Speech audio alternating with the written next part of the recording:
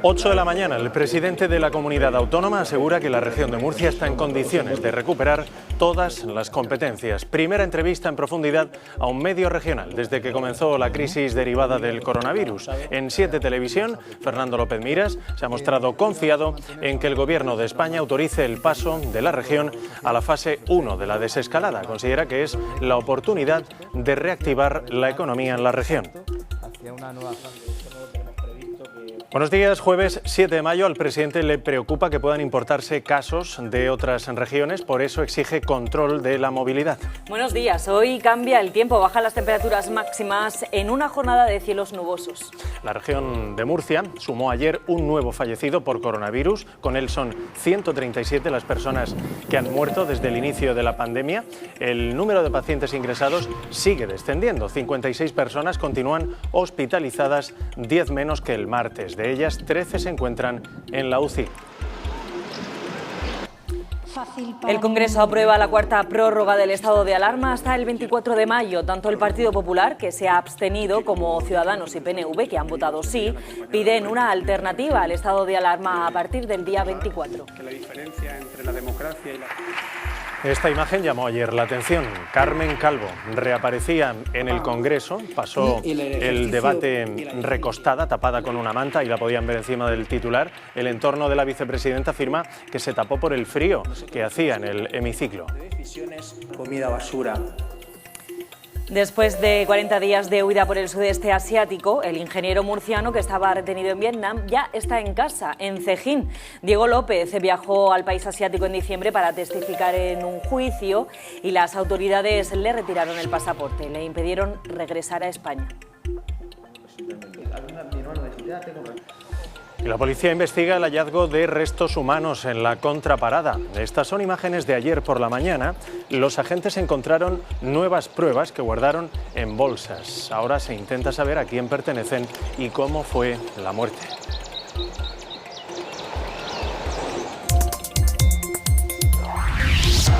Jueves 7 de mayo, en marcha un nuevo día en la programación en directo de la televisión autonómica de la región de Murcia. Va avanzando la semana, ya es jueves. Enseguida extractamos lo más noticiable de la entrevista al presidente López Miras. La primera entrevista exclusiva en un medio regional desde que se inició la crisis derivada del coronavirus. Antes el tráfico, informaciones de servicio en estos primeros minutos del noticiario. Lo que ven ampliado es el entorno de Murcia, al norte de la ciudad.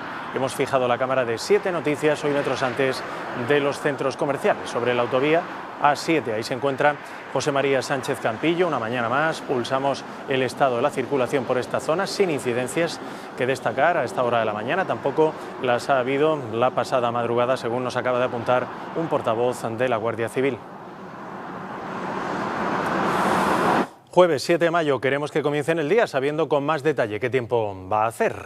Hoy vamos a tener más nubes, sobre todo en la costa, donde el viento de levante soplará con fuerza. Esta tarde tendremos también calimas, polvo en suspensión procedente del Sáhara. Va a dar un aspecto más turbio al cielo. Las temperaturas van a bajar.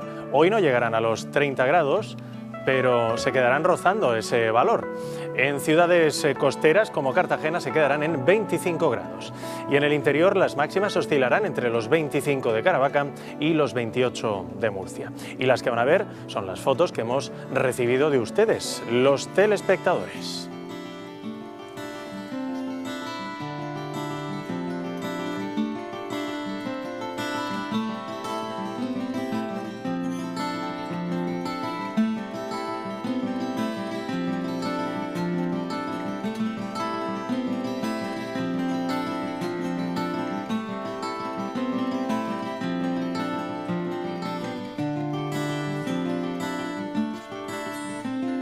Del tiempo a la prensa, vamos a ver qué destacan en sus portadas los principales diarios. Comenzamos por la portada de La Verdad, como siempre, Begoña. Sí, como siempre, comenzamos ese repaso de la prensa por medios regionales y miramos en primer lugar a La Verdad de Murcia, que abre su portada con un bar del centro de Murcia que se está preparando para abrir el lunes, y explican en esa foto que la Federación de Hosteleros prevé que la mitad de restaurantes de Murcia con mesas en la calle volverán a servir a sus clientes el próximo 11 de mayo al 50% de su aforo.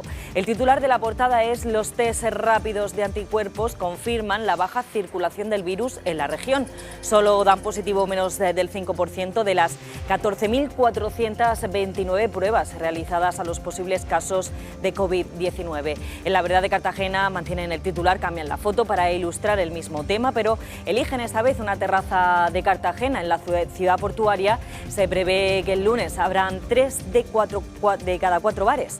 Explican además en esa imagen que los hosteleros viven en un mar de dudas porque no saben si va a abrir el lunes a medio gas será rentable. En La Opinión de Murcia y Cartagena comparte la misma edición con una imagen de la recolección de frutas en Cieza bajo el título "El campo no para". Destacan que la agricultura ha batido récord de ocupación laboral y salva del paro a poblaciones como Cieza. El titular de la portada es 15 días más de alarma y explican en el subtitular que Pedro Sánchez saca adelante la cuarta prórroga del estado de alarma en un Congreso cada vez más dividido y en el que tuvo que apoyarse en ciudadanos y nacionalistas ante la abstención del Partido Popular. Miramos ahora la prensa nacional. El diario El País titula "Sánchez logra la prórroga en un nuevo escenario político". También leemos en esa portada Cataluña y Castilla y León, únicas autonomías que no piden pasar a la fase 1. En el diario El Mundo, Sánchez busca apoyo estable de Ciudadanos para 6 semanas de alarma. En ABC, Sánchez gana 15 días, pero evidencia su fragilidad. En La Razón lleva en portada una memoria con nombres, apellidos y edad de los 44 sanitarios que han fallecido realizando sus labores de lucha contra el coronavirus. También leemos en esa portada ultimátum a Sánchez, un plan B en 15 días. Ciudadanos y Partido Popular advierten que será la última vez que apoyen la prórroga del estado de alarma. Y por último, llegamos a la prensa económica. El diario Expansión titula "Inditex, Mango y Cortefiel solo abrirán el 30% de sus tiendas". La limitación de las aperturas a locales de menos de 400 metros cuadrados perjudica a estas cadenas.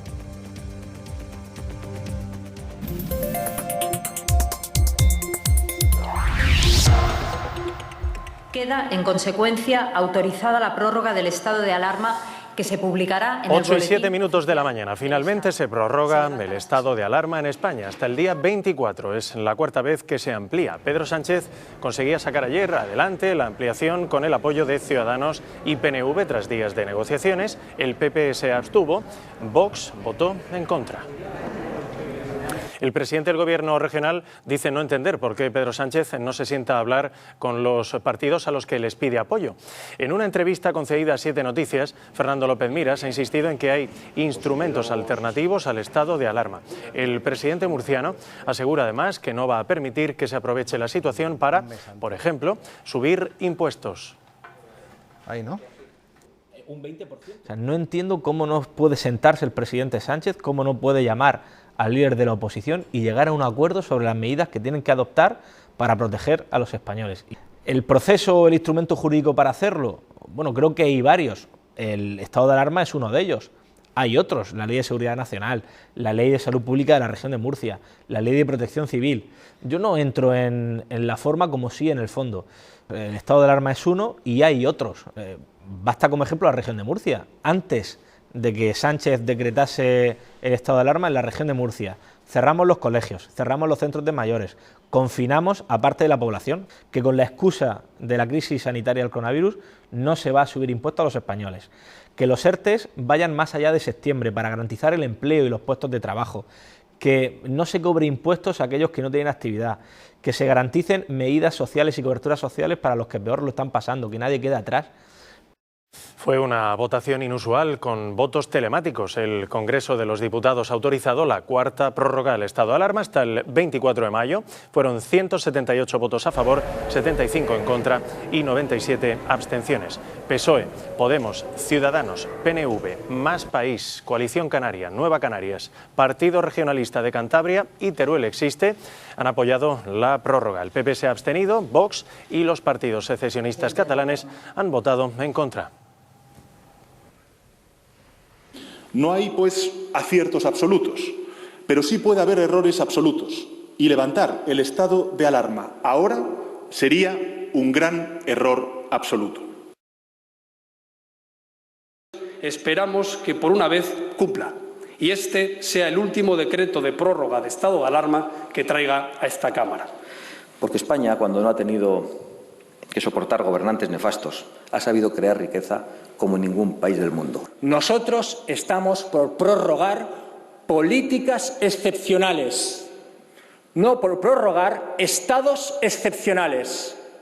Yo siempre voy a pensar en el interés general de los españoles y creo que muchos millones de españoles, piensen lo que piensen, voten lo que voten, nos están mirando hoy. Tal y como lo han implementado, quizás no todas las fases necesiten del estado de alarma para que puedan desarrollarse convenientemente. Imagen llamativa esta que nos dejó la sesión en el Congreso. La vicepresidenta Carmen Calvo, tapada con una manta y llevando mascarilla. Su entorno asegura que es por el frío que hace ahí en el hemiciclo. Calvo volvía a pisar la cámara baja después de haber superado la enfermedad del coronavirus. En consecuencia, convalidado el decreto ley 3/2020, 23 de abril, de mitigación del impacto socioeconómico del COVID-19 en el área de viviendas. En la Asamblea Regional ha quedado convalidado el decreto ley que pretende mitigar el impacto económico que va a tener la crisis sanitaria en la región. La iniciativa ha contado con el apoyo de Partido Popular, Ciudadanos y Vox. El Partido Socialista se ha abstenido y Podemos ha votado en contra. La norma será tramitada también como proyecto de ley. Los grupos parlamentarios podrán revisarla y modificarla. El consejero de Fomento destaca que permitirá a 650 familias tener en propiedad la vivienda social que habitan. 10 de Revenga resalta también la eliminación de las trabas burocráticas a 5.000 lorquinos que aún deben justificar las ayudas recibidas tras los terremotos. Menos burocracia, pero con las máximas garantías jurídicas y ambientales.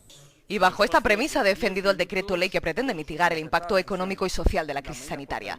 Eliminar burocracia, dar facilidades a la actividad económica y atraer inversiones, y todo aseguran sin perder seguridad jurídica. Con el único fin de no dejar escapar ninguna inversión, con el único fin de generar actividad económica y empleo, conservando, por supuesto, todas las garantías jurídicas y, por supuesto, todas las garantías ambientales. Lectura que no comparte el Partido Socialista, que considera que no va a contribuir a la recuperación económica, que deja desprotegida la actividad que contempla el decreto y que además se ha hecho sin contar con nadie. Hechos a espaldas de la mayoría social de la región de Murcia. Aún así apoya las medidas que atañen a las ayudas a la reconstrucción de las viviendas de Lorca.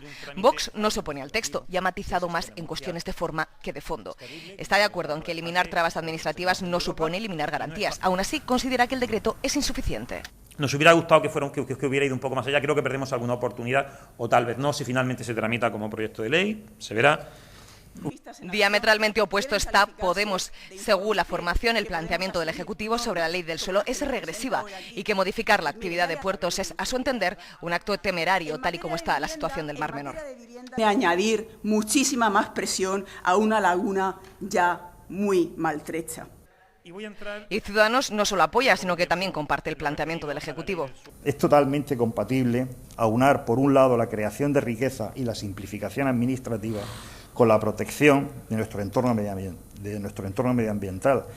El Partido Popular además ha querido dejar claro que este es el camino. Tenemos que ayudar a quienes apuesten por invertir y crear empleo. Y lo hacemos bajo el paraguas estricto de la ley. Finalmente el decreto ha sido convalidado y será tramitado como proyecto de ley.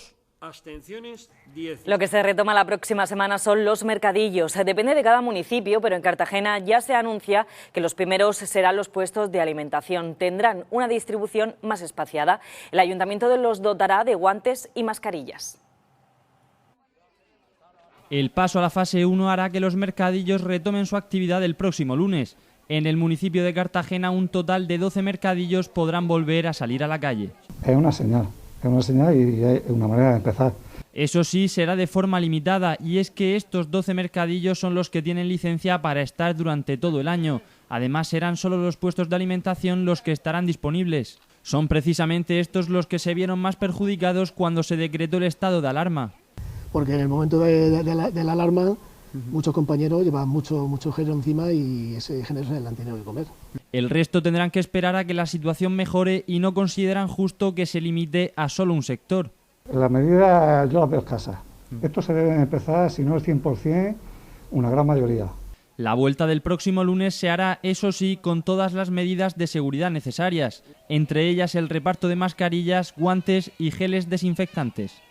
Manteniendo medidas de seguridad, señora, sepárese, señora, guarde usted la distancia un momentito que le atendemos enseguida. Los propios vendedores han propuesto sus iniciativas para que la gente no tenga reparo a la hora de acudir a los puestos. Si se pone un plástico entre parada y parada, pues damos las mismas condiciones que en una calle que hay muchas tiendas. Reivindicamos de que vuelva el 100% del mercadillo, con la finalidad de darle el mayor atractivo. Unas formas para ir recuperando la normalidad de la mejor forma posible. La patronal de la hostelería pide a la Administración flexibilizar los ERTEs, también la moratoria de los alquileres de locales, la reducción del IVA en el sector, el aplazamiento del impuesto sobre sociedades del ejercicio 2019 y la bonificación de este año. Además, solicita un plan de promoción turística. En este ámbito operan 9.000 empresas. Es un documento de consenso que tanto a nivel regional como a nivel nacional que debe servir de apoyo a las administraciones para la toma de decisiones. En este momento, en el diálogo social, justo está en estudio el mecanismo de prórroga de los ERTE, en qué condiciones, bajo qué parámetros, para qué sectores. En definitiva, estamos trabajando para el acompañamiento de los sectores más perjudicados. 12.000 euros para que las pymes de la región potencien el comercio electrónico. Es un nuevo paquete de ayudas del Instituto de Fomento con el que se quiere promover la innovación tecnológica frente a la crisis.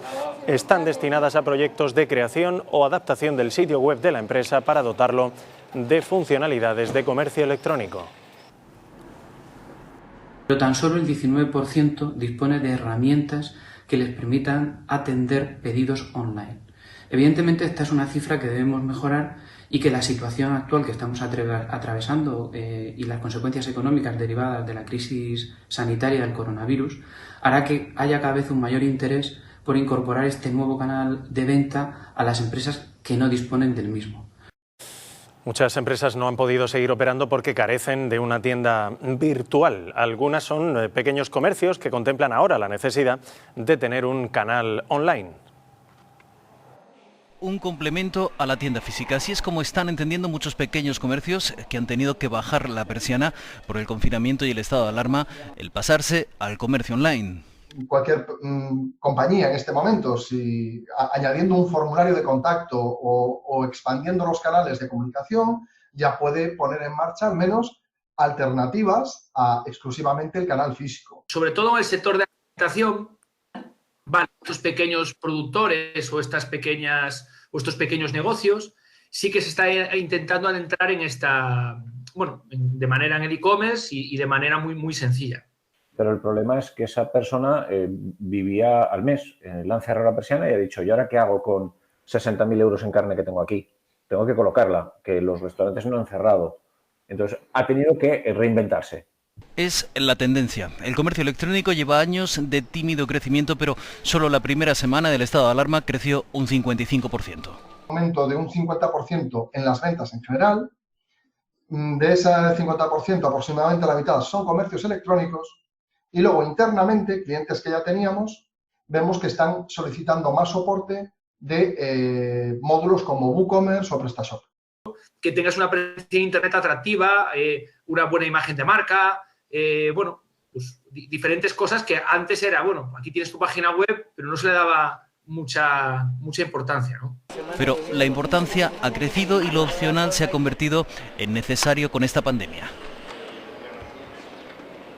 Desde que comenzara el estado de alarma, las cestas de la compra se llenan más y, por tanto, se gasta más. He tenido que comprar algo más porque no he podido salir.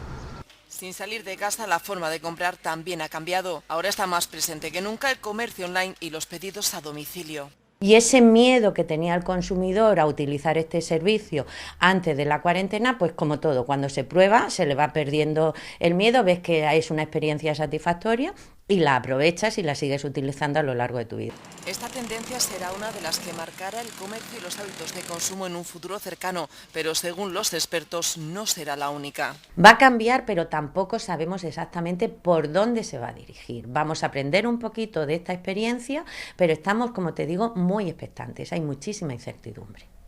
Una incertidumbre que se ve en la ansiedad que genera la falta de control y la pérdida de inocencia. Aunque es pronto para saber qué pasará, algunos estudios apuntan a que el consumidor pensará más sus compras, porque el 45% de ellos será más vulnerable y el 10% no podrá ahorrar y tendrá que vivir al día.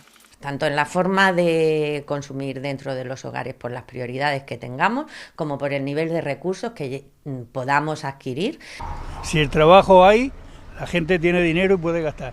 El consumidor del futuro será, por tanto, diferente. Tenemos siempre que buscar precios más bajos y compraremos por internet. Usará más la tecnología, se orientará por el precio, apostará por el comercio electrónico, el de proximidad y también por la seguridad. Cerca de 8.000 mascarillas de uso profesional y 1.500 geles hidroalcohólicos. Es el equipo de protección individual que han recibido los trabajadores del campo con miras a la campaña de recogida de fruta de hueso. Una iniciativa solidaria que se enfoca especialmente en las zonas de producción que intensifican en los próximos días su campaña, la de recogida de fruta de hueso. Es un sector fundamental. La situación que estamos viviendo ahora nos está enseñando aún más que la agricultura es imprescindible, que hay que mimarla y que hay que cuidar a los profesionales del sector. Nuestros trabajadores tienen que estar protegidos porque si no tenemos mano de obra para poder manipular nuestro fruto y para producirlo en parcelas, estamos perdidos. Las medidas de precaución hay que mantenerlas, tenemos que ser muy rigurosos con ellas para evitar el contagio y en ese sentido, desde luego, en el campo pues es fundamental. Durante los últimos meses el sector ha estado en el punto de mira desde diferentes posiciones, pero en estas semanas se ha consolidado, si aún no lo era, como uno de los sectores primordiales. Tenemos una de las mejores agriculturas y ganadería, quizás sea de Europa y del mundo. Y por eso ahora más que nunca hay que garantizar su seguridad para que continúen trabajando con las mejores condiciones. La recepción de una donación de cerca de 8.000 mascarillas con sus correspondientes geles de desinfección. Se refiere al equipo de protección individual que entrega la Alianza por una Agricultura Sostenible a través de la delegación del Gobierno a los profesionales del sector. Son medidas que garantizan la seguridad, que ayudan a que el personal se sienta más seguro de lo que está, que es el único problema que podemos tener. Miles de mascarillas FFP2 de uso profesional y envases de gel hidroalcohólico de cara a la campaña de recogida de frutas de hueso. Vuelven a sus huertos familiares tras varias semanas sin poder visitarlos. La mayoría de estos huertanos han perdido parte de sus cosechas y con la lluvia, la hierba ha crecido mucho. La lluvia ha hecho que esa hierba crezca demasiado y ahora el trabajo es doble. Estos días han tenido en sus terrenos a un encargado que ha intentado evitar en la medida de lo posible más destrozos, pero igualmente se han encontrado sus pequeños huertos en malas condiciones. Los huertos familiares y de autoconsumo han estado abandonados durante el confinamiento. Muchas cosechas se nos han echado a perder, los ajos se nos han quedado mal, el brócoli, bastantes cosas. Pues lo que había plantado y todo eso, pues lo perdimos. Pero ahora los que tienen sus pequeñas parcelas de terreno vuelven a la carga. Me lo he encontrado con mucha hierba, por eso entonces mucho trabajo. Se pone un trabajo mayor y además vamos con retraso. Es decir, porque llevamos, pues no sé, un mes y medio de retraso. A este huerto le dan uso unas 26 familias, pero aseguran que no hay peligro. De una parcela a otra hay 5 o 6 metros de distancia. Han sido muchos días sin poder visitarlos, algo que no entienden. Lo que venimos es a coger productos para alimentarnos, lo mismo que va uno a un supermercado donde sí hay más peligro de contaminación. Aunque seamos matrimonios, seamos compañeros de parcela, pero cada uno tiene su distancia. Guantes para utilizar herramientas y zonas comunes descartadas hasta nuevo aviso. Que esto se ha preparado para eso, para que la gente venga aquí y pueda venir con los niños a merendar y todo. Y bueno, pues en el momento que podamos hacerlo, lo vamos a retomar. Y todos los huertanos agradecen la labor del que ha evitado aún más destrozos. La hierba se lo hubiera inundado todo y no hubiéramos ya, ahora mismo no podríamos ni estar plantando, ni podríamos, tendríamos que haber reiniciado otra vez todo el trabajo. Cosechas de autoconsumo que alimentan el estómago, pero aseguran que sobre todo el alma.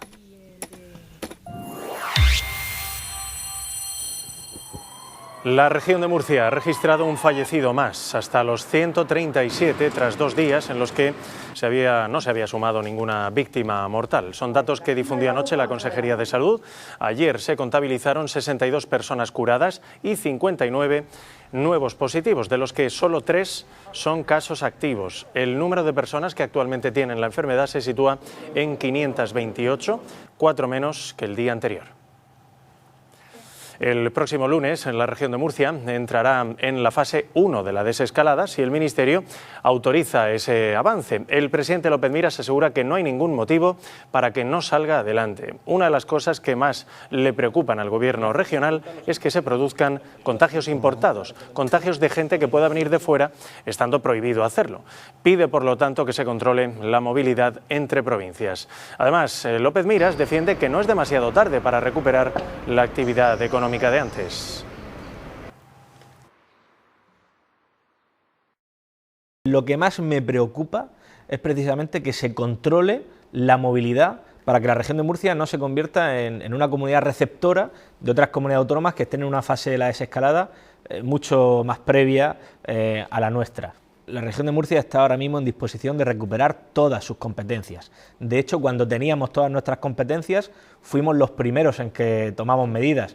Nos adelantamos, llevamos la iniciativa, nos adelantamos en la toma de medidas al propio Gobierno de España. Por lo tanto, que se puedan flexibilizar los ERTE, más allá del estado de alarma, más allá de septiembre, que se pueda contratar una parte de la plantilla y el resto permanecer en el ERTE hasta que se pueda abrir al 100%. Por ejemplo, que se garantice la liquidez a los autónomos, la liquidez a las pequeñas empresas, a los que de verdad están sosteniendo la región de Murcia.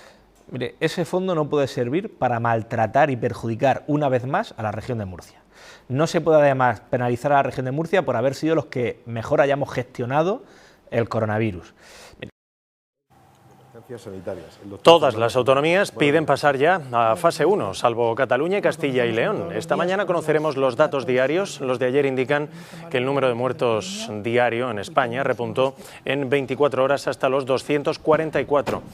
Hubo 685 nuevos casos positivos para un total de 220.000. Yo creo que entiendo perfectamente que aquellos que no han sufrido el coronavirus, que no lo han vivido a su alrededor como muchos otros miles de ciudadanos lo han vivido, entiendo que tengan menos percepción de miedo. Pero yo creo que tenemos que ser todos suficientemente conscientes de que tirar por tierra todo este esfuerzo por correr un poco más de la cuenta en unos momentos críticos como en el que estamos sería complicado. Investigadores murcianos liderarán nuevos proyectos en la lucha contra el coronavirus. El Instituto de Salud Carlos III financiará en total 4 estudios presentados por el Instituto Murciano de Investigación Biosanitaria. Uno de ellos se llama Stop Coronavirus. Analizará el impacto que diversos factores ejercen sobre la evolución de la COVID-19. Stop Coronavirus es un ambicioso estudio en el que participan varios hospitales españoles, entre ellos la Arixaca. La investigación se centrará en analizar a miles de pacientes afectados por COVID-19. Para identificar cuáles son las variables clínicas, genéticas, inmunológicas que influyen en que un paciente afectado pueda tener un curso más benigno o un curso más grave, incluso fallecer. El Instituto Carlos III ha concedido 1,2 millones de euros a este estudio, de los que 250.000 euros serán para la fase que se desarrolla en la región. Los resultados estarán en un año y ayudarán a identificar las poblaciones de riesgo. A identificar esas poblaciones de riesgo que pueden necesitar prioritariamente una vacuna en el momento en el que esté disponible, así como aquellos pacientes que al infectarse van a necesitar un seguimiento más estrecho y un tratamiento específico. El Instituto Carlos III ha recibido más de 1.300 propuestas de toda España y hasta el momento ha aprobado 80, entre las que figuran 4 procedentes de investigadores de la región de Murcia. En total, estos proyectos recibirán casi medio millón de euros.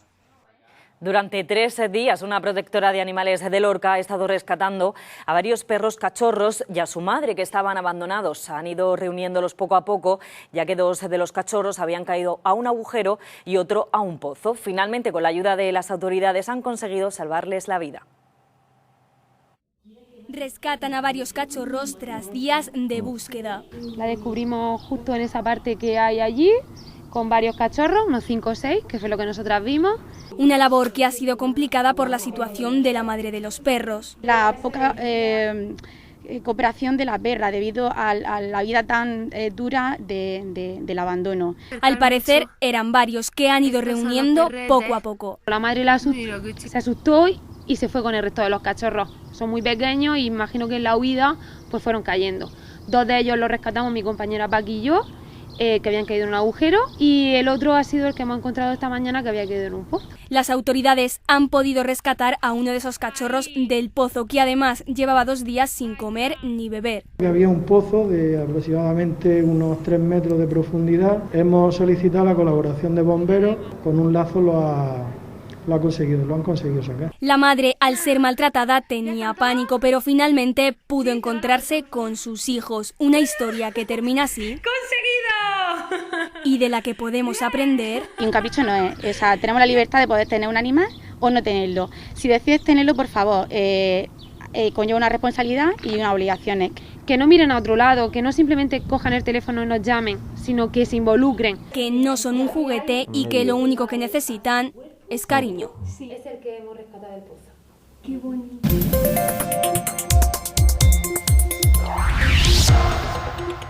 Fantástico. 8:30 de la mañana. El presidente de la comunidad autónoma asegura que la región de Murcia está en condiciones de recuperar todas las competencias. Primera entrevista en profundidad a un medio regional, concedida a un medio regional desde que comenzó la crisis derivada del coronavirus. En 7 Televisión, Fernando López Miras se ha mostrado confiado en que el Gobierno de España autorice el paso de la región a la fase 1 de la desescalada.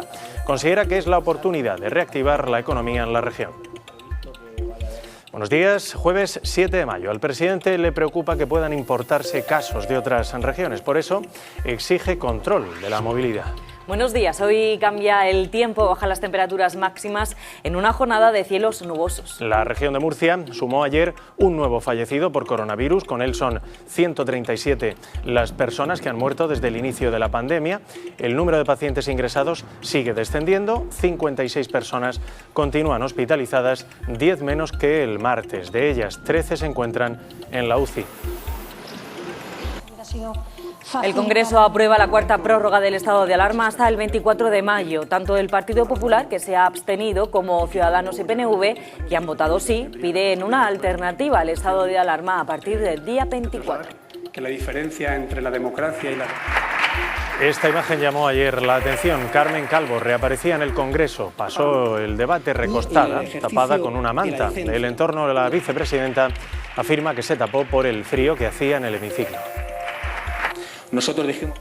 Después de 40 días de huida por el sudeste asiático, el ingeniero murciano que estaba retenido en Vietnam ya está en casa, en Cejín. Diego López viajó al país asiático en diciembre para testificar en un juicio y las autoridades le retiraron el pasaporte, le impidieron regresar a España. Me dice el 16, que tengo presentado. La policía investiga el hallazgo de restos humanos en la contraparada. Estas son imágenes de ayer por la mañana. Los agentes encontraron nuevas pruebas que guardaron en bolsas. Ahora se intenta saber a quién pertenecen y cómo fue la muerte.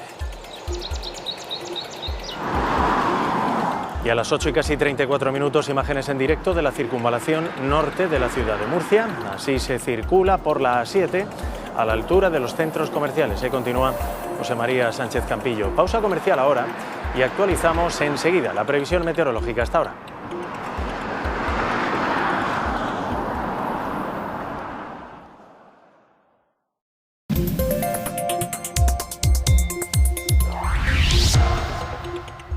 Seguimos en el informativo matinal de la televisión autonómica. Ya estamos de nuevo con ustedes. Les agradecemos que sigan con las 7 puestas este jueves 7 de mayo. Lo inmediato ahora es el tiempo. Hoy vamos a tener más nubes en la región, sobre todo en la costa, donde el viento de levante soplará con fuerza. Esta tarde tendremos también calimas, polvo en suspensión procedente del Sáhara. Eso le va a dar un aspecto más turbio al cielo, ya lo verán. Las temperaturas van a bajar, hoy no llegarán a los 30 grados, pero se quedarán rozando ese valor. En ciudades costeras como Cartagena se quedarán en 25 grados, como pueden ver en el mapa que desde casa nos ha elaborado nuestra compañera Carmen Vicente. En el interior de la región las máximas oscilarán entre los 25 grados de Caravaca y los 28 de Murcia. Y las que van a ver son las fotos que nos han enviado ustedes, los telespectadores, por correo electrónico.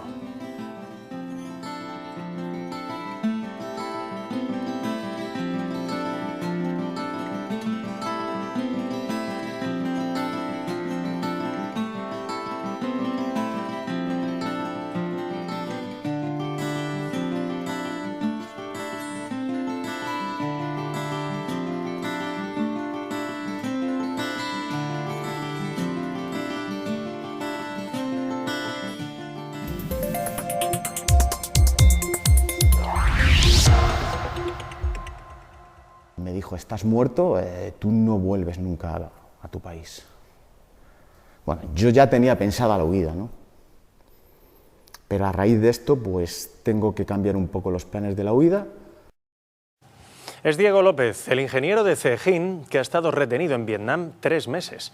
Tras esa amenaza de muerte, Diego huyó del país cruzando la frontera de Laos y posteriormente la de Tailandia. 40 días de huida de película hasta llegar en un avión a España el pasado viernes.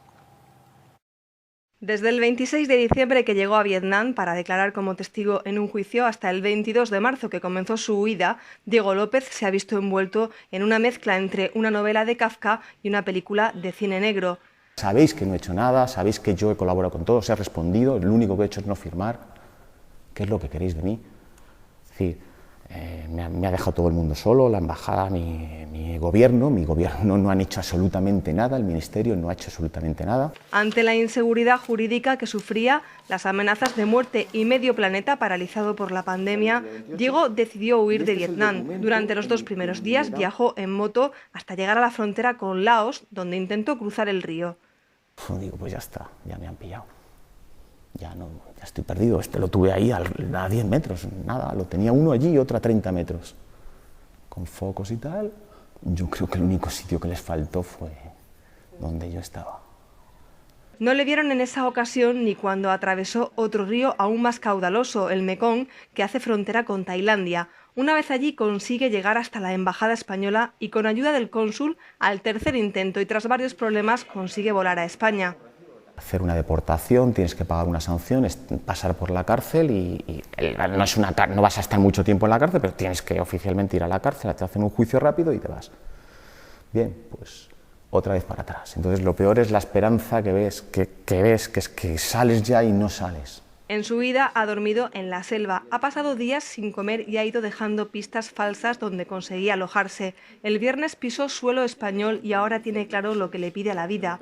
Quería estar aquí, sembrar tomates y dedicarme a la vida tranquila, ¿no? Es decir, no vivir ese estrés. En todos estos meses, Diego asegura que no ha tenido ayuda del Gobierno de España. Sin embargo, está muy agradecido a las gestiones que han realizado la alcaldesa de Cejín y el Gobierno regional para intentar ayudarle.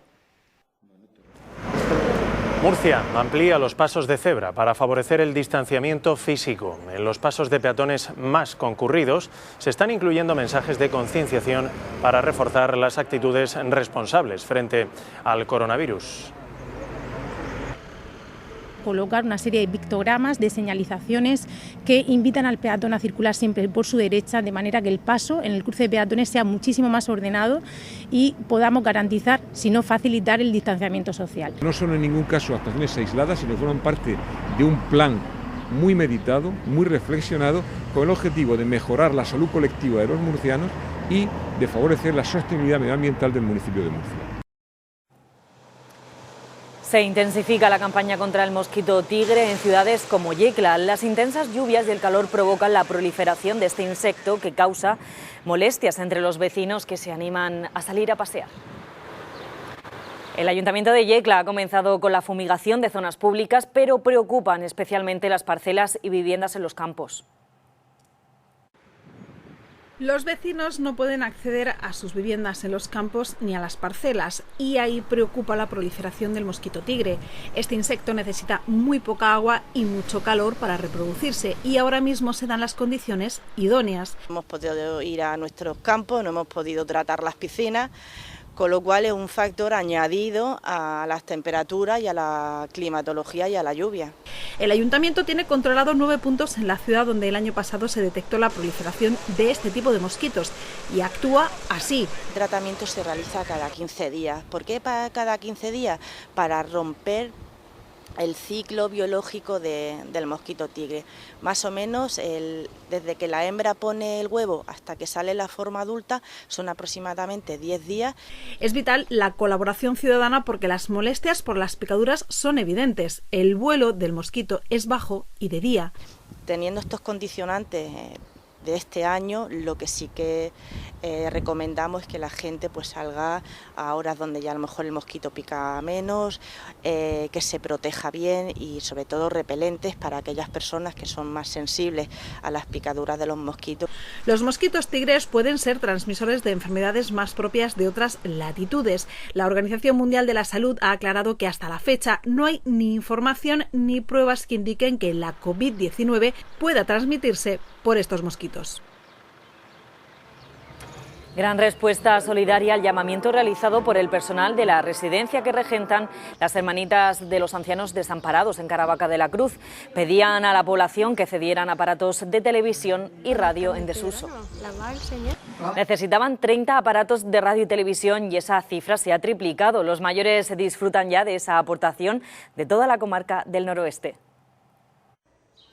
Os solicitamos desde el corazón y de forma solidaria pudierais donarles aquellas televisiones viejas. Este era en parte el mensaje lanzado en redes sociales por el personal que trabaja en la residencia que regentan las Hermanitas de los Ancianos Desamparados en Caravaca. La iniciativa surge a raíz de entrar el protocolo de prevención en residencias por parte de Sanidad y vernos en la necesidad de tener que aislar a los ancianos en sus habitaciones y tener que cerrar las zonas comunes. Y seguir blindando así esta residencia de posibles contagios en caso de COVID-19. Y la respuesta solidaria de todo el noroeste no se ha hecho esperar. Aquí pueden verla. Nos hemos visto desbordados, estamos muy contentos. Hemos recibido televisiones, muchísimas televisiones y aparatos de radio de particulares. Empresas locales nos han hecho donativo económico para comprar televisiones nuevas. Un agradecimiento que también quieren hacer extensible al Ayuntamiento de Caravaca de la Cruz, que les tendió la mano desde el minuto 1 junto a Cruz Roja, Protección Civil de Caravaca y de Cejín, que han sido un eslabón importante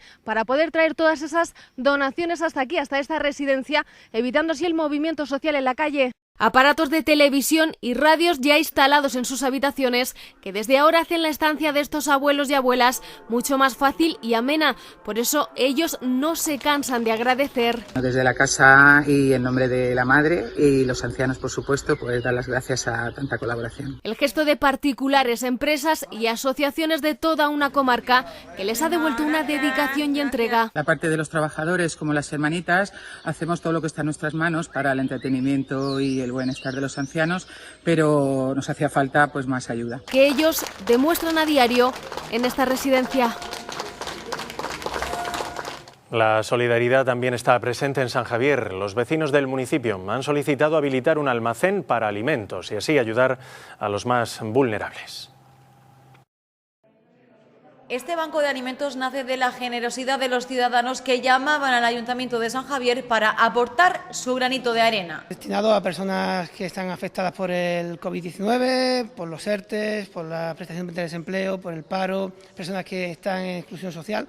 La crisis sanitaria ha derivado en una crisis económica sin precedentes y es que el factor de vulnerabilidad ha cambiado y se han tenido que acoger a este régimen nuevas familias. Se han ido incorporando familias nuevas que, bueno, o bien han ido agotando sus posibilidades económicas o han ido conociendo que se podrían dirigir a nosotros. En La Manga no teníamos tanta incidencia de atención y debido a que están especialmente afectadas por la cuestión del turismo, del sector servicios, sí que ha habido un aumento significativo. Han sido unas 550 familias las que se han puesto en contacto con el ayuntamiento para acceder a esta ayuda. Queremos atender a todas las familias, que no lleguen al límite de la situación y que se pongan en contacto con nosotros. Atendiendo a todas las familias, incluso a familias que no están empadronadas en el municipio. A través de iniciativas de clubes deportivos o empresas privadas se establece una lista de alimentos donados. Los 700 euros que venían destinados para el Banco de Alimentos de San Javier, solamente en leche entera, unos 1.300 litros de leche. Este banco de alimentos ha arrancado con una donación de 10.000 euros en alimentos no perecederos.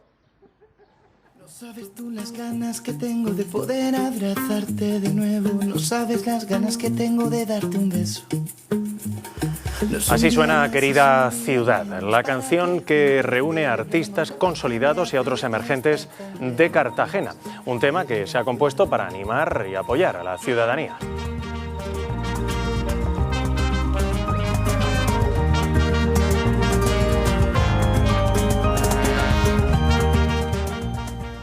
El consistorio cartagenero lanzó el vídeo este pasado fin de semana y ya lleva unas 20.000 reproducciones. Nosotros hemos hablado con Toni Peña y Rubén Villahermosa, son dos de los responsables de tocar el corazón de todos los ciudadanos de la región, en especial el de los cartageneros. Pasear por tus calles, llegar hasta el puerto y que me dé el aire. Ya se me ocurre que puede ser buena idea ponernos en manos de Rubén Villahermosa, de Río Viré, que es un artista con un talento increíble y con el que en otras ocasiones pues, hemos podido trabajar. Y bueno, pues nada, comenzamos a hablar y enseguida surgen un montón de ideas. La verdad que fue una canción muy fácil de componer porque tenía muchas ganas de exteriorizar ese sentimiento de añoranza, tanto por una persona como por una ciudad.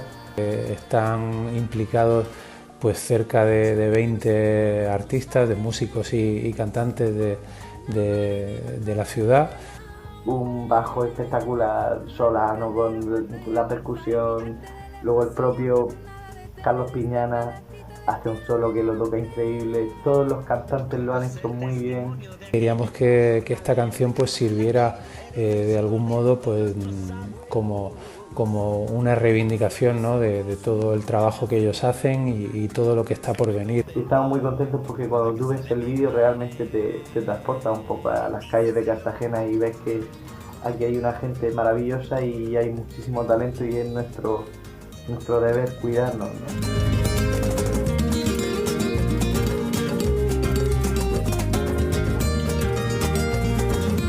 Hasta finales de junio no se prevé la vuelta a los gimnasios. Llevan ya 2 meses cerrados y un estudio en el que participa la Universidad de Murcia revela que con la nueva normalidad estos negocios tendrán que reinventarse, con clases muy reducidas y entrenadores personales.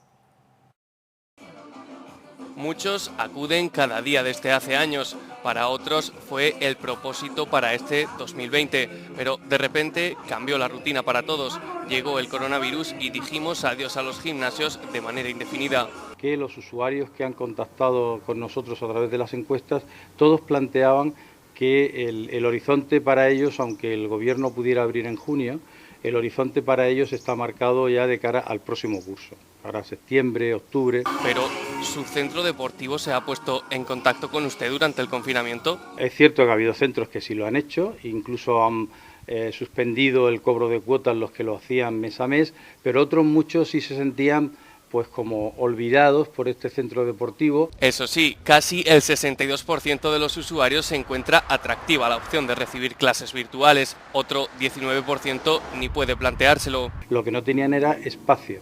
En los pisos había lugares donde difícilmente podían hacer algún tipo de práctica de actividad física. Además, este estudio revela que los gimnasios tendrán que reinventarse. Prácticamente se apuesta por el entrenador personal, se apuesta por unas clases muy reducidas. Y eso, sumado al cierre durante estos meses, podría provocar serios problemas en algunos gimnasios. Habrá que ver cómo se reubica todo el personal que trabaja en estos centros, algunos de ellos con 25 personas trabajando. Lo que queda patente es que más del 50% prefiere que sus clases las dirija una persona con formación específica.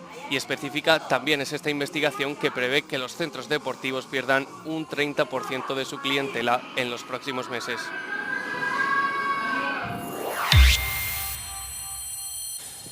Extraño caso, el que investiga la Policía Nacional. Fíjense, se ha encontrado un cráneo en la contraparada del Río, en Murcia. Esta es la principal prueba, un cráneo encontrado anteayer. Fue una mujer quien lo halló, pasadas las 8 de la tarde. La mujer estaba paseando cuando se percató de que lo que había en mitad de la contraparada no era una piedra más, sino un cráneo humano.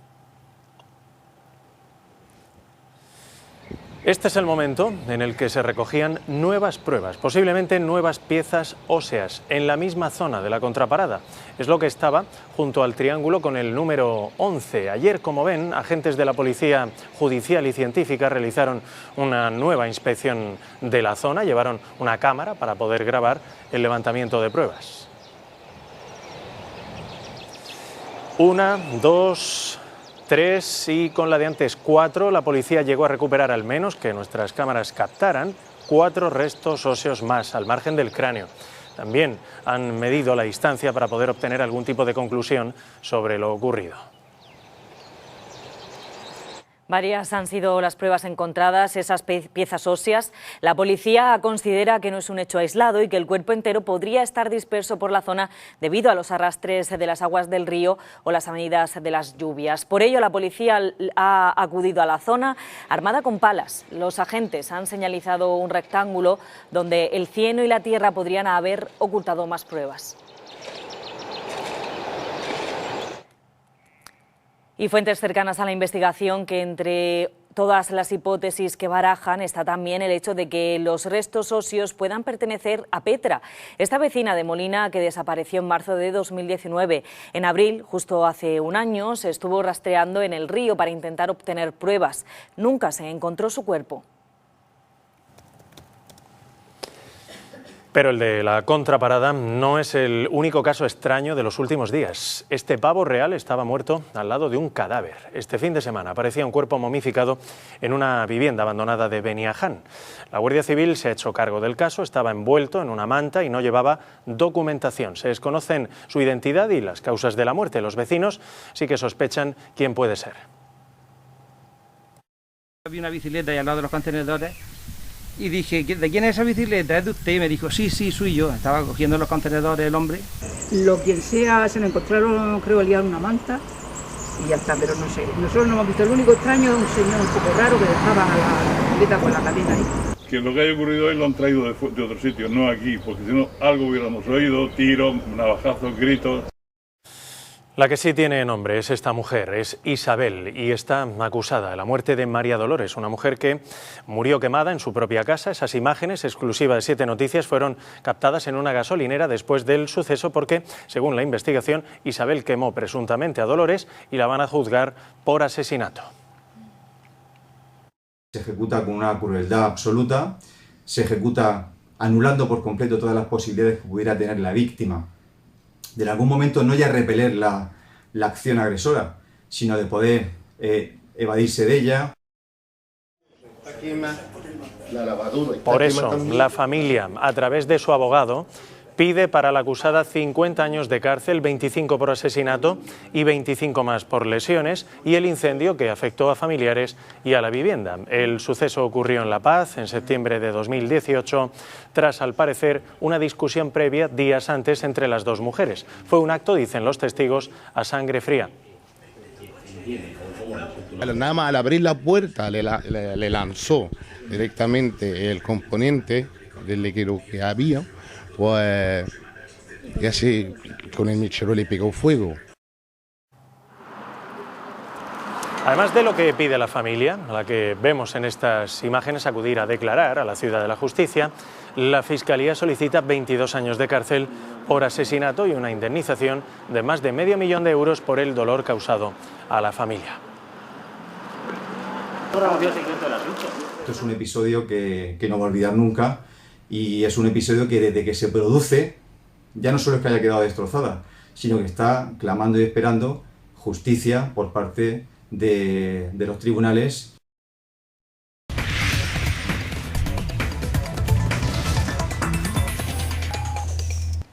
La Federación Española mantiene su plan de jugar un playoff express en Segunda B y Tercera.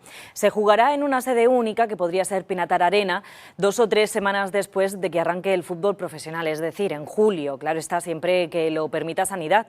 Esto quiere decir que el Cartagena está a 90 minutos de ascender como campeón y que el Yeclano, como cuarto, está a 3 partidos de subir a Segunda. Se mantiene el formato habitual, pero a partido único. Se acaba, por tanto, la temporada para el Real Murcia y el UCAM. Lo normal es que en un playoff lo jueguen los 4. Está el Yeclano, nadie se lo ha regalado. No, pero es que el Yeclano se iba a caer. O no, o terminaba segundo. Nosotros llevamos 14 jornadas seguidas. Porque sabemos que no es una decisión fácil y que, bueno, que a todos los equipos no le va a ser de su agrado, ¿no? Al final acatarla y, bueno, y simplemente nosotros, el Real Murcia, pues pensar en la temporada que viene. No habrá descensos, así que el año que viene habrá 100 equipos en Segunda B, 5 grupos de 20. Eso sí, va a cambiar el formato porque la temporada empezará más tarde. Habrá subgrupos dentro de cada grupo y en total serán unas 30 jornadas. Además estará en juego la clasificación para la nueva categoría que se pone en marcha la siguiente temporada, la 21-22, con 40 equipos y 2 grupos. Es dañino el hecho de que no vayan a haber descensos y que se incorporen 20 equipos más a la categoría, generando 5 grupos y denigrando una categoría que está económicamente muy dañada, que se encuentra ante un año donde va a caer profundamente la aportación económica que había por parte de empresas, de patrocinadores, y por lo tanto va a ser sin duda una categoría devaluada. Como decimos, no hay descensos, pero sí ascensos de Tercera a Segunda B que se van a decidir también con un formato rápido, pero con equipos del mismo grupo. En el caso de la región, el Lorca Deportiva contra el Real Murcia Imperial y el Pulpileño contra el Mar Menor. De ahí a una final y el que gane sube a Segunda B. Para el fútbol regional va a ser una medida importante, ya que va a proporcionar un equipo más de la región en esta categoría de Segunda B. Por lo tanto, pienso que es una decisión, si no justa, de las más justas, y una sensación que beneficia al fútbol regional y en este caso también al Mar Menor. En fútbol sala, la Federación mantiene el mismo criterio. Acaba la liga regular, pero se juega el playoff por el título. Es decir, el Pozo se enfrentará al Palma y acaba la liga para el Jimbi Cartagena y para el Roldán y el UCAM, el Pozo, en la liga femenina. Fran Fernández, del Jimbi, ha valorado esta decisión en el Café Sport. No estamos en el playoff por culpa nuestra. Si me dijeras que está a un punto, estamos ahora mismo a 6 puntos. Es una liga regular.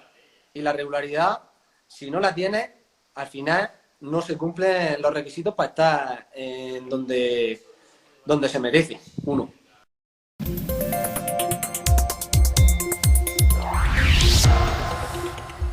Estamos a punto de completar la primera hora del informativo matinal de este jueves 7 de mayo. Información actualizada en este espacio de televisión desde las 8 de la mañana. Atención, porque lo que actualizamos es la previsión meteorológica. Hoy vamos a tener en la región de Murcia más nubes que ayer, sobre todo en la costa, en el litoral, donde el viento de levante va a soplar con fuerza. Esta tarde tendremos también calimas, polvo en suspensión procedente del Sáhara. Eso va a darle un aspecto más turbio al cielo. Las temperaturas van a bajar, hoy no llegarán a los 30 grados, pero se quedarán rozando ese valor. En ciudades costeras como Cartagena se quedarán en 25 grados. En el interior de la región, las máximas oscilarán entre los 25 de Caravaca y los 28 de Murcia. Y las que van a ver son las fotos que hemos recibido de ustedes, los telespectadores.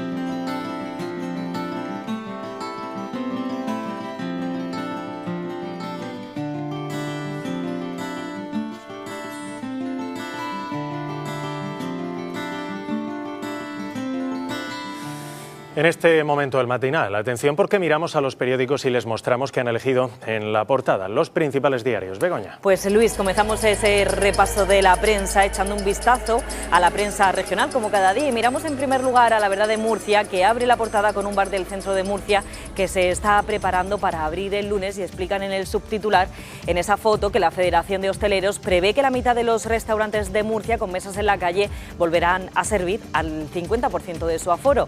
El titular de la portada es: los test rápidos de anticuerpos confirman la baja circulación del virus en la región. Explican también que solo dan positivo menos del 5% de las 14.429 pruebas realizadas a los posibles casos de COVID-19. La Verdad de Cartagena mantiene en el titular, pero cambia la foto para ilustrar el mismo tema, pero eligen en esta ocasión una terraza de Cartagena. En la ciudad portuaria se prevé que el lunes habrán 3 de cada 4 bares. Explican además en esa imagen que los hosteleros viven en un mar de dudas porque no saben si abrir el lunes a medio gas será rentable. En La Opinión de Murcia, Cartagena comparte la misma edición con una imagen de la recolección de fruta de hueso en Cieza, con el titular: el campo no para, la agricultura bate récord de ocupación laboral y salva del paro a poblaciones, en este caso como Cieza. El titular de la portada dice: 15 días más de alarma, y explican que Pedro Sánchez ha conseguido sacar adelante la cuarta prórroga del estado de alarma en un Congreso cada vez más dividido, en el que tuvo que apoyarse en Ciudadanos y nacionalistas ante la abstención del Partido Popular. Miramos ahora la prensa nacional. El diario El País se titula: Sánchez logra la prórroga en un nuevo escenario político.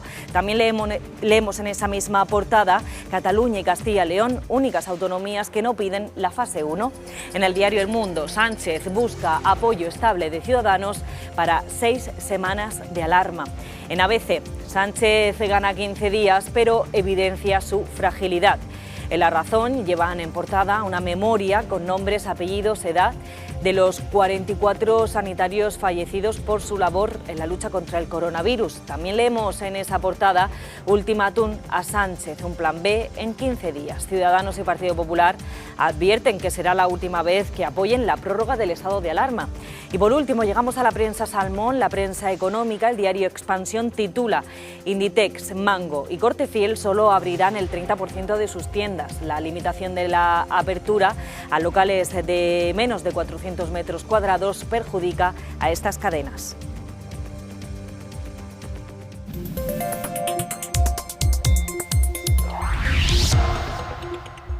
Queda, en consecuencia, autorizada la prórroga del estado de alarma, que se publicará en el Boletín Oficial del Estado. Se levanta la sesión. Finalmente se prorroga el estado de alarma en España hasta el día 24. Es la cuarta vez que se amplía. Pedro Sánchez conseguía sacar adelante la ampliación con el apoyo de Ciudadanos y PNV tras días de negociaciones. El PP se abstuvo, Vox votó en contra. El presidente del Gobierno regional dice no entender por qué Pedro Sánchez no se sienta a hablar con partidos como el PP, a los que les pide apoyo. En una entrevista concedida a 7 Noticias, Fernando López Miras ha insistido en que hay instrumentos alternativos al estado de alarma. El presidente murciano asegura además que no va a permitir que se aproveche la situación para, por ejemplo, subir impuestos. Ahí no. O sea, no entiendo cómo no puede sentarse el presidente Sánchez, cómo no puede llamar al líder de la oposición y llegar a un acuerdo sobre las medidas que tienen que adoptar para proteger a los españoles. ¿El proceso o el instrumento jurídico para hacerlo? Bueno, creo que hay varios. El estado de alarma es uno de ellos. Hay otros: la Ley de Seguridad Nacional, la Ley de Salud Pública de la Región de Murcia, la Ley de Protección Civil. Yo no entro en la forma, como sí en el fondo. El estado de alarma es uno y hay otros. Basta como ejemplo la Región de Murcia. Antes de que Sánchez decretase el estado de alarma en la región de Murcia, cerramos los colegios, cerramos los centros de mayores, confinamos a parte de la población, que con la excusa de la crisis sanitaria del coronavirus no se va a subir impuestos a los españoles, que los ERTEs vayan más allá de septiembre para garantizar el empleo y los puestos de trabajo, que no se cobre impuestos a aquellos que no tienen actividad, que se garanticen medidas sociales y coberturas sociales para los que peor lo están pasando, que nadie quede atrás. Fue una votación inusual la de ayer, con votos telemáticos. El Congreso de los Diputados ha autorizado, como decimos, la cuarta prórroga del estado de alarma hasta el 24 de este mes. Fueron 178 votos a favor, 75 en contra y 97 abstenciones. PSOE Podemos, Ciudadanos, PNV, Más País, Coalición Canaria, Nueva Canarias, Partido Regionalista de Cantabria y Teruel Existe han apoyado la prórroga, el PP se ha abstenido, Vox y los partidos secesionistas catalanes han votado en contra. No hay, pues, aciertos absolutos, pero sí puede haber errores absolutos. Y levantar el estado de alarma ahora sería un gran error absoluto. Esperamos que por una vez cumpla y este sea el último decreto de prórroga de estado de alarma que traiga a esta Cámara. Porque España, cuando no ha tenido que soportar gobernantes nefastos, ha sabido crear riqueza como ningún país del mundo. Nosotros estamos por prorrogar políticas excepcionales, no por prorrogar estados excepcionales. Yo siempre voy a pensar en el interés general de los españoles y creo que muchos millones de españoles, piensen lo que piensen, voten lo que voten, nos están mirando hoy. Tal y como lo han implementado, quizás no todas las fases necesiten del estado de alarma para que puedan desarrollarse convenientemente. Imagen llamativa esta que nos dejó la sesión en el Congreso. La vicepresidenta Carmen Calvo, ahí la tienen, tapada con una manta, llevando mascarilla. Su entorno asegura que es por el frío que hace en el hemiciclo. Calvo volvía a pisar la Cámara Baja después de haber superado la enfermedad del coronavirus. De decisiones, comida basura. Convalidado el decreto ley 3/2020, 23 de abril, de mitigación del impacto socioeconómico del COVID-19 en el área de viviendas. En la Asamblea Regional ha quedado convalidado el decreto ley que pretende mitigar el impacto económico que va a tener la crisis sanitaria en la región. La iniciativa ha contado con el apoyo del Partido Popular, Ciudadanos y Vox. El Partido Socialista se ha abstenido y Podemos ha votado en contra. Una simplificación de los... La norma será tramitada también como proyecto de ley. Los grupos parlamentarios podrán revisarla y modificarla. El consejero de Fomento destaca que permitirá a 650 familias tener en propiedad la vivienda social que habitan. Díez de Revenga resalta también la eliminación de trabas burocráticas a 5.000 lorquinos que aún deben justificar las ayudas recibidas tras los terremotos. Menos burocracia, pero con las máximas garantías jurídicas y ambientales. Y bajo esta premisa ha defendido el decreto ley que pretende mitigar el impacto económico y social de la crisis sanitaria. Eliminar burocracia, dar facilidades a la actividad económica y atraer inversiones, y todo aseguran sin perder seguridad jurídica. Con el único fin de no dejar escapar ninguna inversión, con el único fin de generar actividad económica y empleo, conservando, por supuesto, todas las garantías jurídicas y, por supuesto, todas las garantías ambientales. Lectura que no comparte el Partido Socialista, que considera que no va a contribuir a la recuperación económica, que deja desprotegida la actividad que contempla el decreto y que además se ha hecho sin contar con nadie. Hechos a espaldas de la mayoría social de la región de Murcia. Aún así apoya las medidas que atañen a las ayudas a la reconstrucción de las viviendas de Lorca. Vox no se opone al texto y ha matizado más en cuestiones de forma que de fondo. Está de acuerdo en que eliminar trabas administrativas no supone eliminar garantías. Aún así considera que el decreto es insuficiente. Nos hubiera gustado que hubiera ido un poco más allá. Creo que perdemos alguna oportunidad, o tal vez no, si finalmente se tramita como proyecto de ley. Se verá. Diametralmente opuesto está Podemos. Según la formación, el planteamiento del Ejecutivo sobre la ley del suelo es regresiva y que modificar la actividad de puertos es, a su entender, un acto temerario, tal y como está la situación del Mar Menor. De añadir muchísima más presión a una laguna ya muy maltrecha. Y Ciudadanos no solo apoya, sino que también comparte el planteamiento del Ejecutivo. Es totalmente compatible aunar, por un lado, la creación de riqueza y la simplificación administrativa con la protección de nuestro entorno medioambiental. El Partido Popular además ha querido dejar claro que este es el camino. Tenemos que ayudar a quienes apuesten por invertir y crear empleo. Y lo hacemos bajo el paraguas estricto de la ley. Finalmente el decreto ha sido convalidado y será tramitado como proyecto de ley. Abstenciones 17. Frente común entre los portavoces y alcaldes del Partido Popular en la región. El objetivo es reclamar más fondos para la región y un trato igualitario con respecto a otras comunidades. Su secretario general considera que el Ejecutivo Autonómico ha hecho una buena gestión de la crisis de la COVID-19. Por ello reclama que los 16.000 millones anunciados por Pedro Sánchez para las comunidades llegue a la región lo que le corresponde. De unos 16.000 millones, Los cálculos que tenemos es que apenas van a llegar a la región de Murcia 120 millones. O sea, se castiga a la comunidad autónoma que mejor lo ha hecho. Se castiga a las comunidades autónomas que mejor han intervenido y se han adelantado en la crisis. Las que han proporcionado una mejor calidad de vida, menos fallecidos y menos contagiados. Lo que se retoma la próxima semana son los mercadillos. Depende de cada municipio, pero en Cartagena ya se anuncia que serán los primeros puestos en volver los de alimentación. Tendrán una distribución más espaciada. El ayuntamiento los dotará de guantes y mascarillas. El paso a la fase 1 hará que los mercadillos retomen su actividad el próximo lunes. En el municipio de Cartagena, un total de 12 mercadillos podrán volver a salir a la calle. Es una señal y es una manera de empezar. Eso sí, será de forma limitada, y es que estos 12 mercadillos son los que tienen licencia para estar durante todo el año. Además, serán solo los puestos de alimentación los que estarán disponibles. Son precisamente estos los que se vieron más perjudicados cuando se decretó el estado de alarma. Porque en el momento de la alarma, muchos compañeros llevaban mucho gel encima y ese gel se le han tenido que comer. El resto tendrán que esperar a que la situación mejore y no consideran justo que se limite a solo un sector.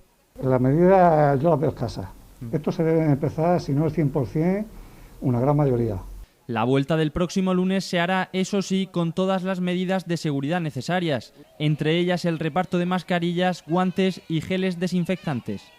Manteniendo medidas de seguridad, señora, sepárese, señora, guarde usted la distancia un momentito que le atendemos enseguida. Los propios vendedores han propuesto sus iniciativas para que la gente no tenga reparo a la hora de acudir a los puestos. Si se pone un plástico entre parada y parada, pues damos las mismas condiciones que en una calle que hay muchas tiendas. Reivindicamos de que vuelva el 100% del mercadillo, con la finalidad de darle el mayor atractivo. Unas formas para ir recuperando la normalidad de la mejor forma posible. La patronal de la hostelería pide a la Administración flexibilizar los ERTEs, también la moratoria de los alquileres de locales, la reducción del IVA en el sector, el aplazamiento del impuesto sobre sociedades del ejercicio 2019 y la bonificación de este año. Además, solicita un plan de promoción turística. En este ámbito operan 9.000 empresas. Es un documento de consenso que tanto a nivel regional como a nivel nacional que debe servir de apoyo a las administraciones para la toma de decisiones. En este momento, en el diálogo social, justo está en estudio el mecanismo de prórroga de los ERTE, en qué condiciones, bajo qué parámetros, para qué sectores. En definitiva, estamos trabajando para el acompañamiento de los sectores más perjudicados. 12.000 euros para que las pymes de la región potencien el comercio electrónico. Es un nuevo paquete de ayudas del Instituto de Fomento con el que se quiere promover la innovación tecnológica frente a la crisis. Están destinadas a proyectos de creación o adaptación del sitio web de la empresa para dotarlo de funcionalidades de comercio electrónico. Pero tan solo el 19% dispone de herramientas que les permitan atender pedidos online. Evidentemente esta es una cifra que debemos mejorar y que la situación actual que estamos atravesando y las consecuencias económicas derivadas de la crisis sanitaria del coronavirus hará que haya cada vez un mayor interés por incorporar este nuevo canal de venta a las empresas que no disponen del mismo.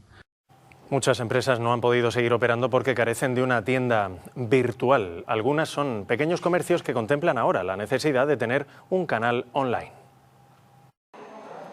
Un complemento a la tienda física. Así es como están entendiendo muchos pequeños comercios que han tenido que bajar la persiana por el confinamiento y el estado de alarma, el pasarse al comercio online. Cualquier compañía en este momento, si añadiendo un formulario de contacto o expandiendo los canales de comunicación, ya puede poner en marcha al menos alternativas a exclusivamente el canal físico. Sobre todo en el sector de alimentación, van estos pequeños productores o estos pequeños negocios, sí que se está intentando adentrar en de manera en el e-commerce y de manera muy sencilla. Pero el problema es que esa persona vivía al mes, le han cerrado la persiana y ha dicho, ¿y ahora qué hago con 60.000 euros en carne que tengo aquí? Tengo que colocarla, que los restaurantes no han cerrado. Entonces ha tenido que reinventarse. Es la tendencia. El comercio electrónico lleva años de tímido crecimiento, pero solo la primera semana del estado de alarma creció un 55%. Un aumento de un 50% en las ventas en general, de ese 50%, aproximadamente la mitad son comercios electrónicos, y luego internamente, clientes que ya teníamos, vemos que están solicitando más soporte de módulos como WooCommerce o PrestaShop.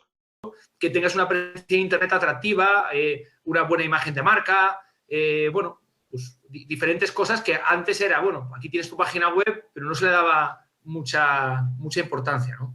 Pero la importancia ha crecido y lo opcional se ha convertido en necesario con esta pandemia. Desde que comenzara el estado de alarma, las cestas de la compra se llenan más y, por tanto, se gasta más. He tenido que comprar algo más porque no he podido salir. Sin salir de casa, la forma de comprar también ha cambiado. Ahora está más presente que nunca el comercio online y los pedidos a domicilio. Y ese miedo que tenía el consumidor a utilizar este servicio antes de la cuarentena, pues como todo, cuando se prueba se le va perdiendo el miedo, ves que es una experiencia satisfactoria y la aprovechas y la sigues utilizando a lo largo de tu vida. Esta tendencia será una de las que marcará el comercio y los hábitos de consumo en un futuro cercano, pero según los expertos no será la única. Va a cambiar, pero tampoco sabemos exactamente por dónde se va a dirigir. Vamos a aprender un poquito de esta experiencia, pero estamos, como te digo, muy expectantes. Hay muchísima incertidumbre. Una incertidumbre que se ve en la ansiedad que genera la falta de control y la pérdida de inocencia. Aunque es pronto para saber qué pasará, algunos estudios apuntan a que el consumidor pensará más sus compras, porque el 45% de ellos será más vulnerable y el 10% no podrá ahorrar y tendrá que vivir al día. Tanto en la forma de consumir dentro de los hogares por las prioridades que tengamos, como por el nivel de recursos que podamos adquirir. Si el trabajo hay, la gente tiene dinero y puede gastar. El consumidor del futuro será, por tanto, diferente. Tenemos siempre que buscar precios más bajos y compraremos por internet. Usará más la tecnología, se orientará por el precio, apostará por el comercio electrónico, el de proximidad y también por la seguridad. Cerca de 8.000 mascarillas de uso profesional y 1.500 geles hidroalcohólicos. Es el equipo de protección individual que han recibido los trabajadores del campo con miras a la campaña de recogida de fruta de hueso.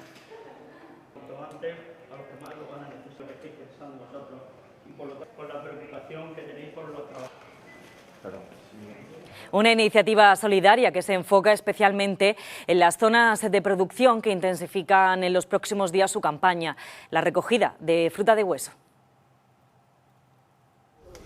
Es un sector fundamental. La situación que estamos viviendo ahora nos está enseñando aún más que la agricultura es imprescindible, que hay que mimarla y que hay que cuidar a los profesionales del sector. Nuestros trabajadores tienen que estar protegidos porque si no tenemos mano de obra para poder manipular nuestros frutos y para producirlos en parcelas, estamos perdidos. Las medidas de precaución hay que mantenerlas, tenemos que ser muy rigurosos con ellas para evitar el contagio y en ese sentido, desde luego, en el campo pues es fundamental. Durante los últimos meses el sector ha estado en el punto de mira desde diferentes posiciones, pero en estas semanas se ha consolidado, si aún no lo era, como uno de los sectores primordiales. Tenemos una de las mejores agriculturas y ganadería, quizás sea de Europa y del mundo. Y por eso ahora más que nunca hay que garantizar su seguridad para que continúen trabajando con las mejores condiciones. La recepción de una donación de cerca de 8.000 mascarillas con sus correspondientes geles de desinfección. Se refiere al equipo de protección individual que entrega la Alianza por una Agricultura Sostenible a través de la delegación del Gobierno a los profesionales del sector. Son medidas que garantizan la seguridad, que ayudan a que el personal se sienta más seguro de lo que está, que es el único problema que podemos tener. Miles de mascarillas FFP2 de uso profesional y envases de gel hidroalcohólico de cara a la campaña de recogida de frutas de hueso. Vuelven a sus huertos familiares tras varias semanas sin poder visitarlos. La mayoría de estos huertanos han perdido parte de sus cosechas y con la lluvia la hierba ha crecido mucho.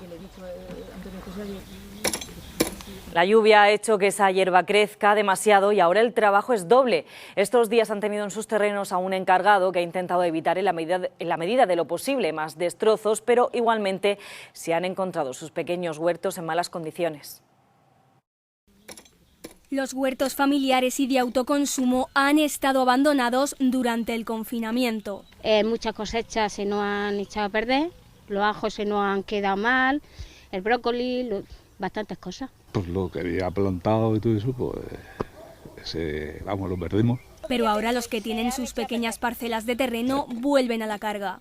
Me lo he encontrado con mucha hierba, por eso entonces mucho trabajo. Se pone un trabajo mayor y además vamos con retraso.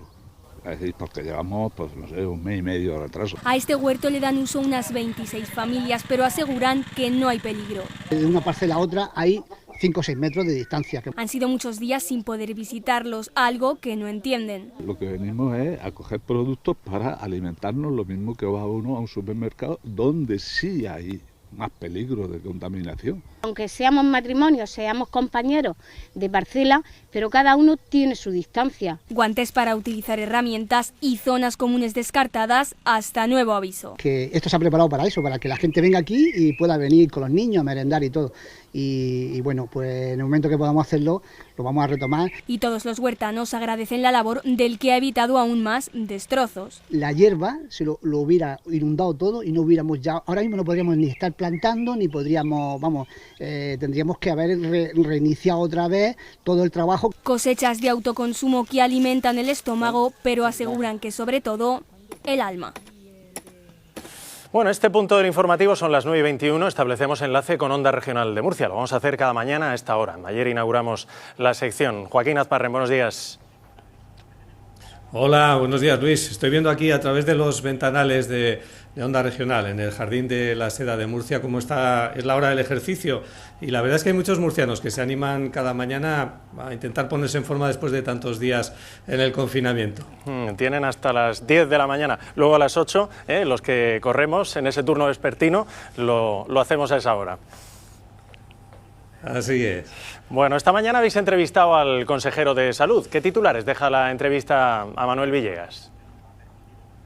Pues te cuento, Luis, le cuento a los telespectadores de 7 Región de Murcia, el consejero, el doctor Manuel Villegas, ha mostrado su confianza en que finalmente el Ministerio de Sanidad, el Gobierno, dé el visto bueno para que el lunes entremos ya en conjunto de la Región de Murcia en la fase 1. Pero al mismo tiempo ha mostrado 2 preocupaciones. Una con carácter general, que es la de que ha vuelto a insistir en que por favor mantengamos y hagamos caso a esas medidas de prevención, de precaución, porque cada paso que se da en el desconfinamiento es un paso más de la responsabilidad que recae sobre todos nosotros, sobre todos los ciudadanos, a la hora de evitar los contagios, que ese es el gran peligro que tenemos aquí en la región de Murcia, particularmente además porque tenemos un porcentaje ínfimo de población inmune a estas alturas, con lo cual cualquier riesgo podría convertirse de nuevo en una amenaza seria. Esa es la primera preocupación. Y la segunda, ha habido un aspecto de esta fase 1 que le preocupa en particular al doctor Villegas, y es esas reuniones que vamos a poder tener en las terrazas, en las que abran de la región, y también en domicilios particulares de hasta 10 personas, hasta 10 amigos o 10 familiares. Y en el particular, el aspecto de 10 amigos. Ahí, subrayado total, por favor, mantener las distancias, mantener las medidas de prevención, porque 10 amigos suponen 10 núcleos familiares distintos, e imaginaros si uno de ellos llega a esa reunión, a ese juntarse infectado. Hay que poner énfasis. Y por otro lado, nos ha adelantado también que se suma la región de Murcia a la petición que hacía la Junta de Andalucía para que las playas no esperen a su apertura hasta la última fase del desconfinamiento, que sería mitades de junio, y que se pueda adelantar hasta el 25 de mayo. Pero eso sí, ha recordado que la decisión corresponde al Gobierno de la Nación. Yo también una breve lectura de la aprobación de la prórroga del estado de alarma en España hasta el día 24. Sí, muy breve, sobre todo con ese subrayado que hacen hoy muchos medios de comunicación, la posición de Ciudadanos. Esto representa una nueva estrategia para la formación de los de Inés Arrimadas. Va a ser romper ese bloque en el que es la oposición, en este caso, o la izquierda, le adjudicaba a Ciudadanos dentro de la línea seguida por el Partido Popular y por Vox. Bueno, ahí queda el interrogante. Inés Arrimadas ayer insistía, lo hacía en la tribuna de oradores y luego en distintos medios de comunicación, en que no, que esto era un apoyo puntual al al gobierno de Pedro Sánchez porque no había un plan B, una alternativa a la prolongación del estado de alarma. Pero hay quien hace otras lecturas y ve que Ciudadanos puede reemprender de una forma gradual el camino de nuevo hacia el centro, insisto, desligándose de ese bloque de la derecha en el que se le venía incluyendo, ¿no? Y por otro lado, ya si nos venimos a la región, hoy llama la atención esa carta que ha enviado al diario La Opinión la vicepresidenta del Ejecutivo Regional, Isabel Franco, donde deja claro, y es el titular de esa carta, que comienza y ella está dispuesta a liderar la formación naranja en la región y que de alguna forma comienza lo que es el pistoletazo de salida, ese término que solemos utilizar, pero no me gusta mucho los periodistas, de la carrera a dominar, a hacerse con el poder de Ciudadanos la región de Murcia, frente a otras opciones. Hay quien dice que quien empieza primero tiene más posibilidades, quizá lo ha ponderado Isabel Franco de esta forma, y de ahí esa carta que hoy publica, como digo, el diario La Opinión. Luis. 9:26 de la mañana, Joaquín. Mañana repetimos que será viernes. Venga, nos vemos mañana. Un saludo a todos. Hasta mañana. Vamos a seguir desgranando la entrevista exclusiva al presidente López Miras en esta cadena. Controlar la pandemia y la reactivación económica son las prioridades del Ejecutivo Regional. Dice Miras que echa de menos reformas valientes del Gobierno de Sánchez para retomar la senda del crecimiento, sobre todo en materia tributaria. Añade que la comunidad hará todo lo que esté en su mano para ponérselo fácil al sector del turismo de cara a la campaña de verano, para que la región sea un destino seguro. Lo que queremos es que se nos garantice que no se va a subir los impuestos a los españoles, que con la excusa de la crisis sanitaria del coronavirus no se va a subir impuestos a los españoles. No tiene ningún sentido que haya autónomos que no pueden levantar la persiana y el Gobierno de España les esté cobrando su cuota cada mes. Cuando se abra totalmente la región de Murcia, vamos a ser la región más segura de España, gracias a la responsabilidad de todos los murcianos. Y creo que esto va a ser importante también para que cuando alguien decida su destino turístico sepa que los restaurantes, que los comercios, que los hoteles de la región de Murcia van a ser los más seguros de toda España. Todas las comunidades, excepto 2, han solicitado al Gobierno central pasar a la fase 1 de la desescalada el lunes. Castilla y León y Cataluña son las únicas que han solicitado avanzar en el proceso solo en algunas zonas de su territorio. En la cadena SER, por cierto, esta mañana Ignacio Aguado, vicepresidente de Madrid, ha dicho que se puede y se debe aprender a convivir con la COVID-19, que el confinamiento no mata el virus. Reuniones de hasta 10 personas en domicilios o en la calle, terrazas al 50% y la vuelta a la actividad de los comercios al 30%. Es lo que permite la fase 1 de desescalada, a la que han solicitado pasar todas las comunidades autónomas, aunque 2 de ellas no lo hacen para todo su territorio. Castilla y León excluye sus áreas urbanas y Cataluña lo pide para 3 regiones sanitarias. Poder pasar a fase 1 las 3 regiones que tenemos con bajo riesgo, que son Alt Pirineu y Aran, Terres de l'Ebre y Camp de Tarragona. Las otras 6 regiones están en una muy buena situación, por lo tanto las tendencias son claramente decrecientes en todas ellas, pero nos queremos dar estos días de margen. La Comunidad de Madrid, por su parte, tras un largo debate entre los 2 partidos del Gobierno, también ha solicitado al Ministerio de Sanidad avanzar en la desescalada. Matizan desde el Gobierno madrileño que se hará con mucha prudencia y con medidas de protección individual.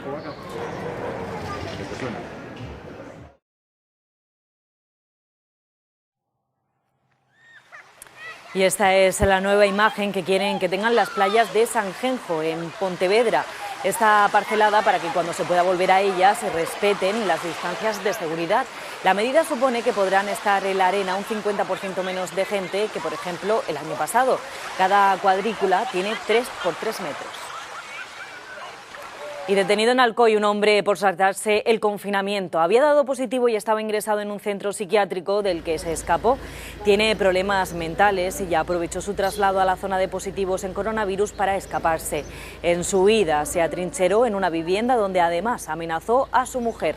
Los policías conseguían detenerlo. Las farmacias proponen 24 medidas para aumentar la seguridad y protección del personal y de los pacientes durante la desescalada. Entre las medidas está un programa que facilita la dispensación de medicamentos a enfermos crónicos y a la población vulnerable, que ya se ha puesto en marcha en algunas comunidades.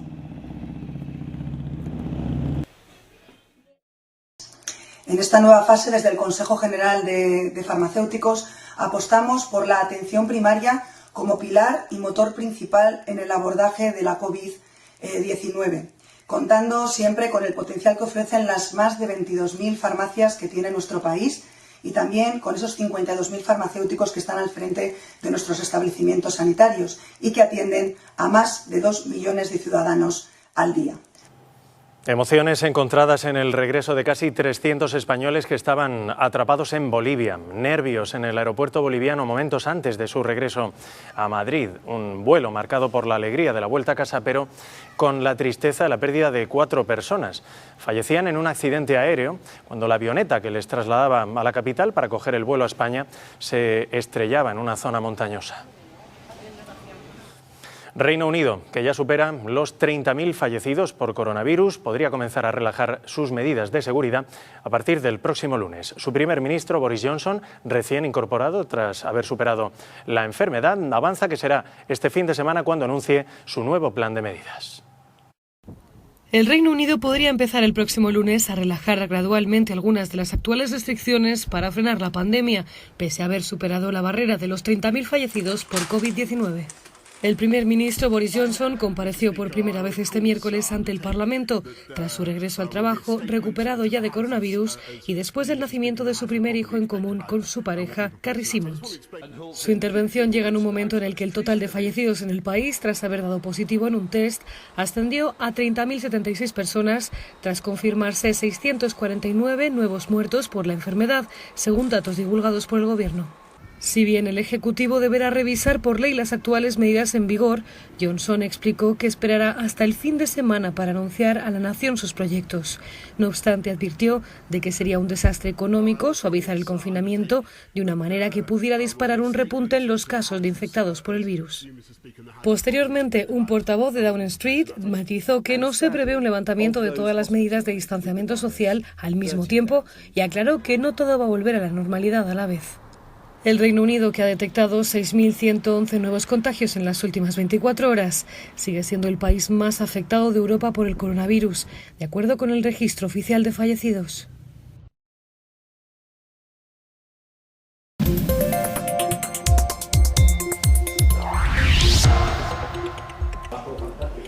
Nueve y 32. El presidente de la comunidad autónoma asegura que la región de Murcia está en condiciones de recuperar todas las competencias. Primera entrevista en profundidad concedida a un medio regional desde que comenzó la crisis derivada del coronavirus. En 7 Televisión, Fernando López Miras se ha mostrado confiado en que el Gobierno de España autorice el paso de la región a la fase 1 de la desescalada. Considera que es la oportunidad de reactivar la economía en la región.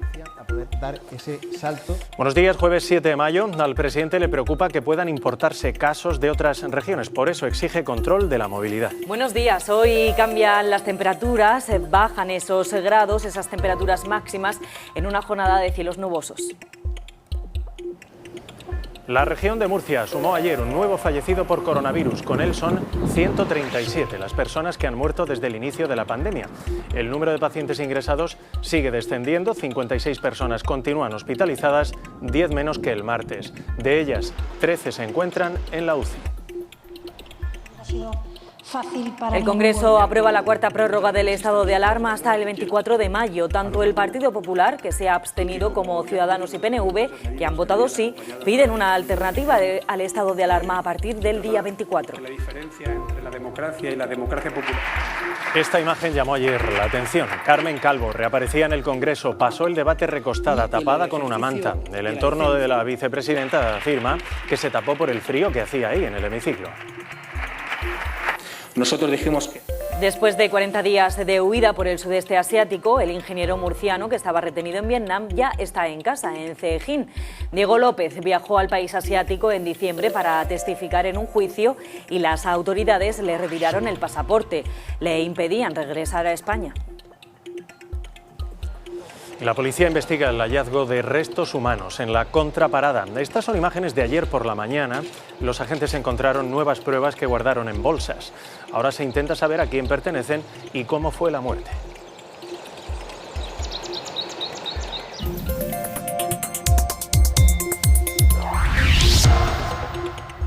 9 y casi 35 minutos, tenemos la suerte esta mañana de contactar con el investigador Salvador Macip para que nos ilustre sobre el coronavirus. Vamos a hablar del pasado, del presente y del futuro. Vamos a hablar con uno de esos científicos que saben acerca de este virus. Vamos a ver qué nos cuenta sobre lo que sabe y lo que no sabe. Lo saludamos, doctor. Buenos días. Buenos días, ¿qué tal? A ver qué nos cuenta sobre lo que no sabe, decía yo, porque de este virus se sigue sin saber bastante, ¿no? Sí, sabemos mucho y sabemos que nos queda mucho por aprender. Creo que ha habido un esfuerzo impresionante de la comunidad científica que en cuestión de días, de semanas, consiguió estudiar toda la estructura del virus. Conocemos bien sus genes, sus proteínas, todo lo que define el virus como tal, pero aún nos queda mucho por entender sobre su comportamiento. Sabemos que es un virus de la familia de los coronavirus y se comporta más o menos como sus parientes cercanos, pero siendo un virus nuevo con propiedades nuevas y capacidades nuevas, no sabemos hacia dónde va a ir la enfermedad. Va a ser un virus que se va a convertir en estacional, como por ejemplo la gripe, que va a hacer brotes cada vez que las temperaturas bajan, o va a ser un virus que vamos a poder controlar, va a ser un virus que va a cambiar mucho, parece que en principio no, que es un virus estable.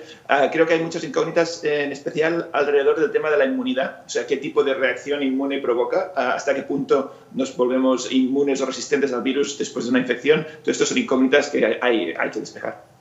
Usted es investigador de la Universidad de Leicester, comunica de maravilla sus conocimientos, es un gusto escucharle. ¿En qué momento estamos? ¿En qué momento está la comunidad científica? ¿Qué es lo último que se sabe sobre el coronavirus y la enfermedad del coronavirus? Estamos, creo, avanzando muy rápido y esto es gracias a todo el esfuerzo científico y también todo el presupuesto que se está invirtiendo en esta enfermedad. Tenemos bastantes candidatos potenciales de vacuna. Esto es importante porque la vacuna es la clave para controlar la enfermedad. Estamos ahora ya probando más de 90, casi 100 tipos diferentes de posibles vacunas, lo cual hace pensar que al menos una o más de estas vacunas acabará funcionando. Estamos en una fase, creo yo, ahora de entender mejor cómo se reacciona ante el virus. Vimos que en las primeras fases los países no sabían muy bien cómo comportarse, cómo encontrar la manera de frenar la enfermedad. Ahora creo que el confinamiento, por ejemplo, que se ha hecho en España, ha demostrado que somos capaces de frenar los contagios si nos ponemos todos a trabajar juntos, y está funcionando muy bien. Y ahora creo que entramos en esta segunda fase de la pandemia, en la cual la clave es evitar los rebrotes, ¿no? Evitar cómo los posibles repuntes de esta curva de contagios, que dependerá un poco de lo bien que lo hagamos en estas fases de desconfinamiento, y sobre todo si aplicamos un poco de sentido común cuando empezamos a relajarnos un poco. Doctor, en España hemos estado 7 semanas confinados en los domicilios, aún tenemos muy restringidas las libertades, pero empezamos a creer que nos encaminamos hacia lo que el Gobierno denomina nueva normalidad. ¿El camino hacia lo que añoramos como normalidad ya no tiene vuelta atrás, o cabe la posibilidad de que surjan obstáculos y la desescalada tenga que detenerse o haya incluso que regresar a una fase anterior? Sí, sin duda. El camino no es mucho menos rápido ni plano, y ahora estamos de hecho en una zona de peligro, y esto creo que es importante transmitir esta idea de que aún no podemos relajarnos realmente como querríamos. No estamos en un momento en el cual podamos decir, bueno, ya está, ya podemos hacer vida normal. Y creo que en esto es un poco confuso este término que se usa de nueva normalidad, porque de normal no lo va a ser mucho, por lo menos durante unos meses. Esta situación en la que estamos ahora es una situación bastante parecida a la que teníamos. Seguiremos teniendo que vigilar los contactos sociales, evitar tocar las superficies, llevar mascarilla, lavarnos bien las manos. Todo esto sigue en pie y sigue habiendo el mismo riesgo de que aparezca este rebrote que haga que retrocedamos unos pasos en el desconfinamiento. Creo que una cosa buena del plan del Gobierno es la flexibilidad y hacer este desconfinamiento de forma asimétrica en zonas, dependiendo de cada zona lo que necesite, y la provisión de, si hace falta, esperemos que no, pero si hace falta en alguna zona, a lo mejor tendremos que volver al confinamiento para frenar un posible rebrote. Cuando le he escuchado recientemente decir que puede venir una pandemia incluso peor, porque en estos momentos hay virus mucho más agresivos que este y hay que ser conscientes de esa posibilidad, la verdad es que dan ganas de darse a la bebida, ¿qué quiere que le diga? Pero es que esto es algo que también dijo aquí una mañana el doctor José María Moraleda. Él defendía invertir en investigación. ¿Por ahí va usted también? ¿Hay que investigar mucho? Sin duda, sin duda. La única manera de salir de esos problemas es la ciencia, y lo estamos viendo ahora. estamos todos los científicos bajo mucha presión para encontrar vacunas, tratamientos, y esto hubiéramos ganado mucho tiempo si hubiéramos tenido tiempo para investigar a lo largo de estos últimos años. Recordemos que este virus es un pariente muy cercano del SARS. El SARS salió a principios de siglo y se investigó durante un tiempo porque parecía que iba a convertirse en una pandemia como esta, pero después se consiguió controlar y se quedó en una epidemia solo localizada. Y ahí se paró toda la investigación en este tema. Si hubiéramos seguido invirtiendo dinero para seguir investigando los coronavirus, seguramente ahora tendríamos fármacos y casi una vacuna. Y esto es un problema que creo que hay que ser conscientes, que la ciencia va despacio, la ciencia necesita tiempo y necesita presupuesto. Y no se pueden cortar las líneas de investigación ni frenar la investigación de esta manera, porque es cierto, pandemias peores pueden pasar y no quiero ser ni mucho menos alarmista ni pesimista, pero la posibilidad existe. Creo que es importante que lo sepamos, que hay, como decías, virus mucho más peligrosos que este que podrían llegar a causar pandemias. Por tanto, creo que lo mejor es prepararse para el peor de los casos y esperar que no pase, obviamente, pero estar preparados por si acaso algún día tenemos un virus que realmente tiene una mortalidad mucho más elevada que este, que no es ni mucho menos imposible. Imagino que le habrán llegado teorías sobre que este virus lo ha creado China por razones variadas, razones todas ellas que beneficiarían económicamente a este país. ¿Qué origen tiene un virus como este? ¿Lo han podido crear adrede, a propósito? Virus se pueden sin duda crear en el laboratorio, tenemos la tecnología y los conocimientos para modificar o crear virus, pero en este caso no ha sido así. De hecho, en los primeros estudios se vio rápidamente que el virus tiene una estructura, una forma, un patrón genético clásico de un coronavirus y que no es más que una evolución dentro de esta familia, siguiendo las normas normales de evolución de estos virus. No se detectó ningún tipo de manipulación humana ni intervención de ningún tipo, por lo cual esto creo que se puede descartar con toda seguridad. Lo que tenemos, la duda que tenemos es cómo saltó de los animales a los humanos. Se está ya casi seguro de que este virus empezó en los murciélagos, que son los que normalmente tienen más coronavirus, y de alguna manera este virus que estaba circulando en murciélagos saltó a los humanos, y este salto es el que no conocemos y el que da un poco pie a teorías de conspiración que algunos países pues están fomentando por motivos más económicos que científicos. La teoría que sigue siendo quizás la más, creo yo, válida, sigue siendo la que pasó en algún momento a humanos, quizá en un mercado de animales salvajes. Esto sigue siendo, creo yo, lo más lógico, pero es verdad que hasta que no lo hayamos confirmado no podemos descartar que un laboratorio que estuviera estudiando este virus, porque hay de hecho en la zona de Wuhan hay un laboratorio de virología muy importante, podría ser que para algún fallo de seguridad pues hubiera hecho que un virus, insisto, natural, que se estaba estudiando en este laboratorio hubiera escapado. Esto es poco probable porque estos laboratorios son muy seguros, pero no podemos descartarlo. Eso sí, lo que no podemos es afirmar, como está haciendo, por ejemplo, Donald Trump, que esta es el origen del virus, porque no tenemos en ningún momento datos suficientes para decirlo. Y para finalizar, doctor, ¿qué recomiendan a quienes le están viendo? ¿Qué mensaje deben interiorizar los telespectadores, que en su mayoría estarán en casa a esta hora?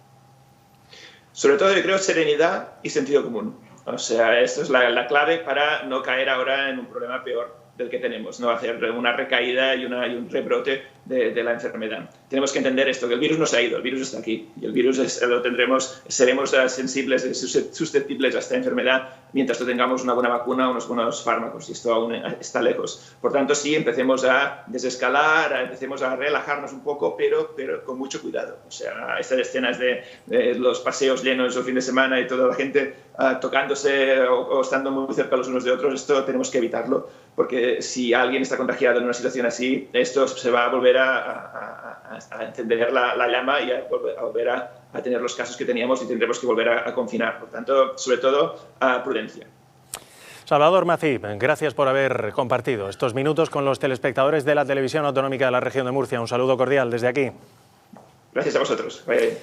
Seguimos en directo. Les contamos que, según la Organización Mundial de la Salud, es posible que el virus llegara a Europa antes de lo que creíamos. Esto podría hacer variar el calendario del virus en el viejo continente y ampliar aún más el margen de la investigación. La noticia se ha conocido cuando Europa inicia su proceso de desescalada y la OMS pide prudencia ante una pandemia de la que, como nos acaba de contar el doctor, todavía no se sabe todo. Expertos de la Organización Mundial de la Salud consideraron posible que el coronavirus causante de la COVID-19 circulara ya por Francia en diciembre. Las dudas sobre el verdadero avance de la enfermedad a finales de 2019 han crecido en los últimos días a raíz del posible positivo de un paciente al que se le tomaron muestras el 27 de diciembre en el Hospital Jean Verdier a las afueras de París, 4 días antes de que China comunicara a la OMS la existencia del nuevo coronavirus. Así, María Van Kerkhove, jefa del Departamento de Enfermedades Emergentes de la OMS, aseguró que si el primer caso en Wuhan se detectó el 1 de diciembre, es posible que alguien lo llevara a Francia, por lo que es importante investigarlo y no especular en exceso. We need more information about this particular case, if this is the case, to find out the different types of history that this individual may have had. It is possible that there could have been a case in France as early as December. La epidemióloga estadounidense explicó que algunos países guardan muestras recogidas en temporada de gripe que ahora están siendo investigadas en busca de casos antiguos de COVID-19 para conocer las primeras evoluciones de la enfermedad, de la que todavía hay muchas incógnitas sobre su origen. Por otro lado, el director general de la OMS, Tedros Adhanom Ghebreyesus, advirtió que el riesgo de volver al confinamiento es muy real en los países que actualmente están aliviando sus medidas de distanciamiento social si no se lleva a cabo una adecuada gestión de la desescalada enfocada por fases. Bélgica abrirá a partir del lunes todos los comercios aún cerrados. También a partir del próximo domingo permitirá a los ciudadanos invitar hasta un máximo de 4 personas a sus casas. Este era el momento en el que el Consejo de Seguridad Nacional aprobaba estas medidas. Por contra, se rechaza aún abrir bares, restaurantes y hoteles. El director general de la Organización Mundial de la Salud ha sido claro, advierte que hay un riesgo importante de volver al confinamiento en los países que están aliviando sus medidas. El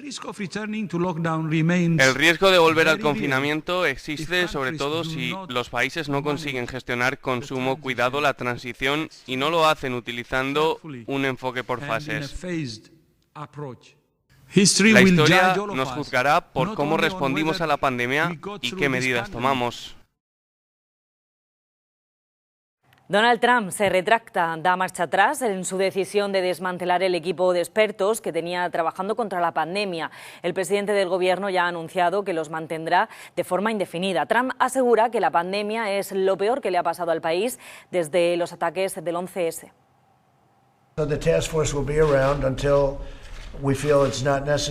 El presidente de Estados Unidos, Donald Trump, no disolverá el equipo de trabajo contra el coronavirus, sino que lo mantendrá indefinidamente. Así lo ha anunciado el mandatario un día después de revelar que eliminaría este grupo de expertos en un momento en el que el COVID-19 ha alcanzado la cifra de más de 1,22 millones de contagios y 73.095 fallecidos, casi 24.000 contagios más que hace 24 horas y 2.073 nuevas muertes. Ante esta situación en la que el virus sigue expandiéndose, Trump ha advertido de que el coronavirus es el peor ataque al que se ha enfrentado el país. This is worse than Pearl Harbor. This is worse than the World Trade Center. There's never been an attack like this. A partir de ahora, el equipo se enfocará sobre todo en la reapertura del país. Esto supondría que el grupo de expertos estaría más vinculado a la reactivación económica que a la contención de la enfermedad. We can't have our whole country out. Can't do it. The country won't take it. It won't stand it. It's not sustainable. Ante las ganas del mandatario por reabrir la economía, medios estadounidenses apuntan a que el número de muertes ha empezado a incomodar a Trump, quien se habría quejado a su equipo sobre la forma en la que se calculan las muertes y que el número real podría ser inferior. Sin embargo, muchos expertos creen que es al contrario y que hay fallecimientos que no se están contando.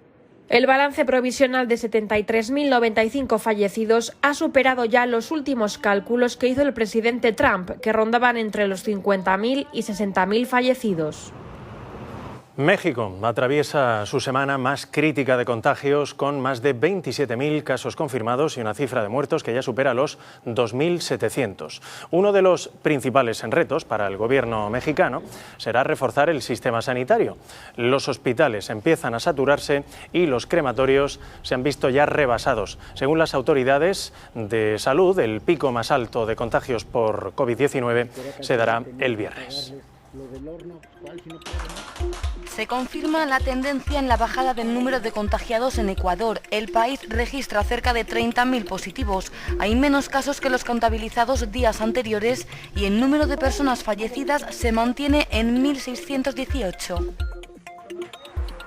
Una docena de comunas en Santiago de Chile vuelven al confinamiento. Así lo han anunciado las autoridades sanitarias de Chile después de registrar un preocupante avance de la pandemia. En la capital se concentran el 85% de los nuevos contagios y el país supera ya los 23.000 casos positivos.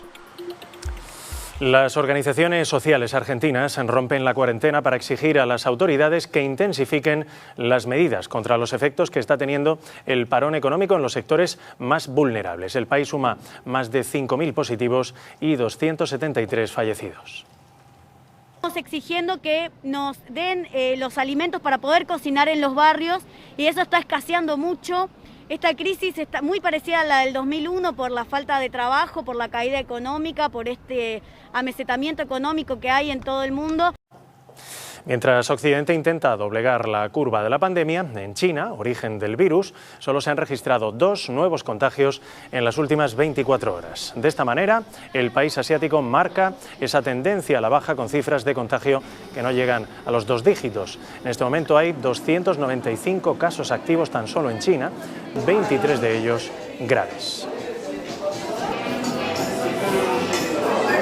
9:50, como solemos hacer a esta hora, les animamos a que sigan con la 7 Televisión puesta porque enseguida llega Tati García para pilotar el resto de la mañana. Les avanzo que en el informativo a las 2 de la tarde vamos a entrevistar al consejero de Salud, Manuel Villegas, y al líder socialista en la región, Diego Conesa. Claro que sí, hay que estar pendientes. Llega ahora Tati García con información actualizada y entrevistas de interés para todos. Recuerden también que a partir de las 12, rueda de prensa posterior al Consejo de Gobierno. Hoy comparecen 3 consejeros.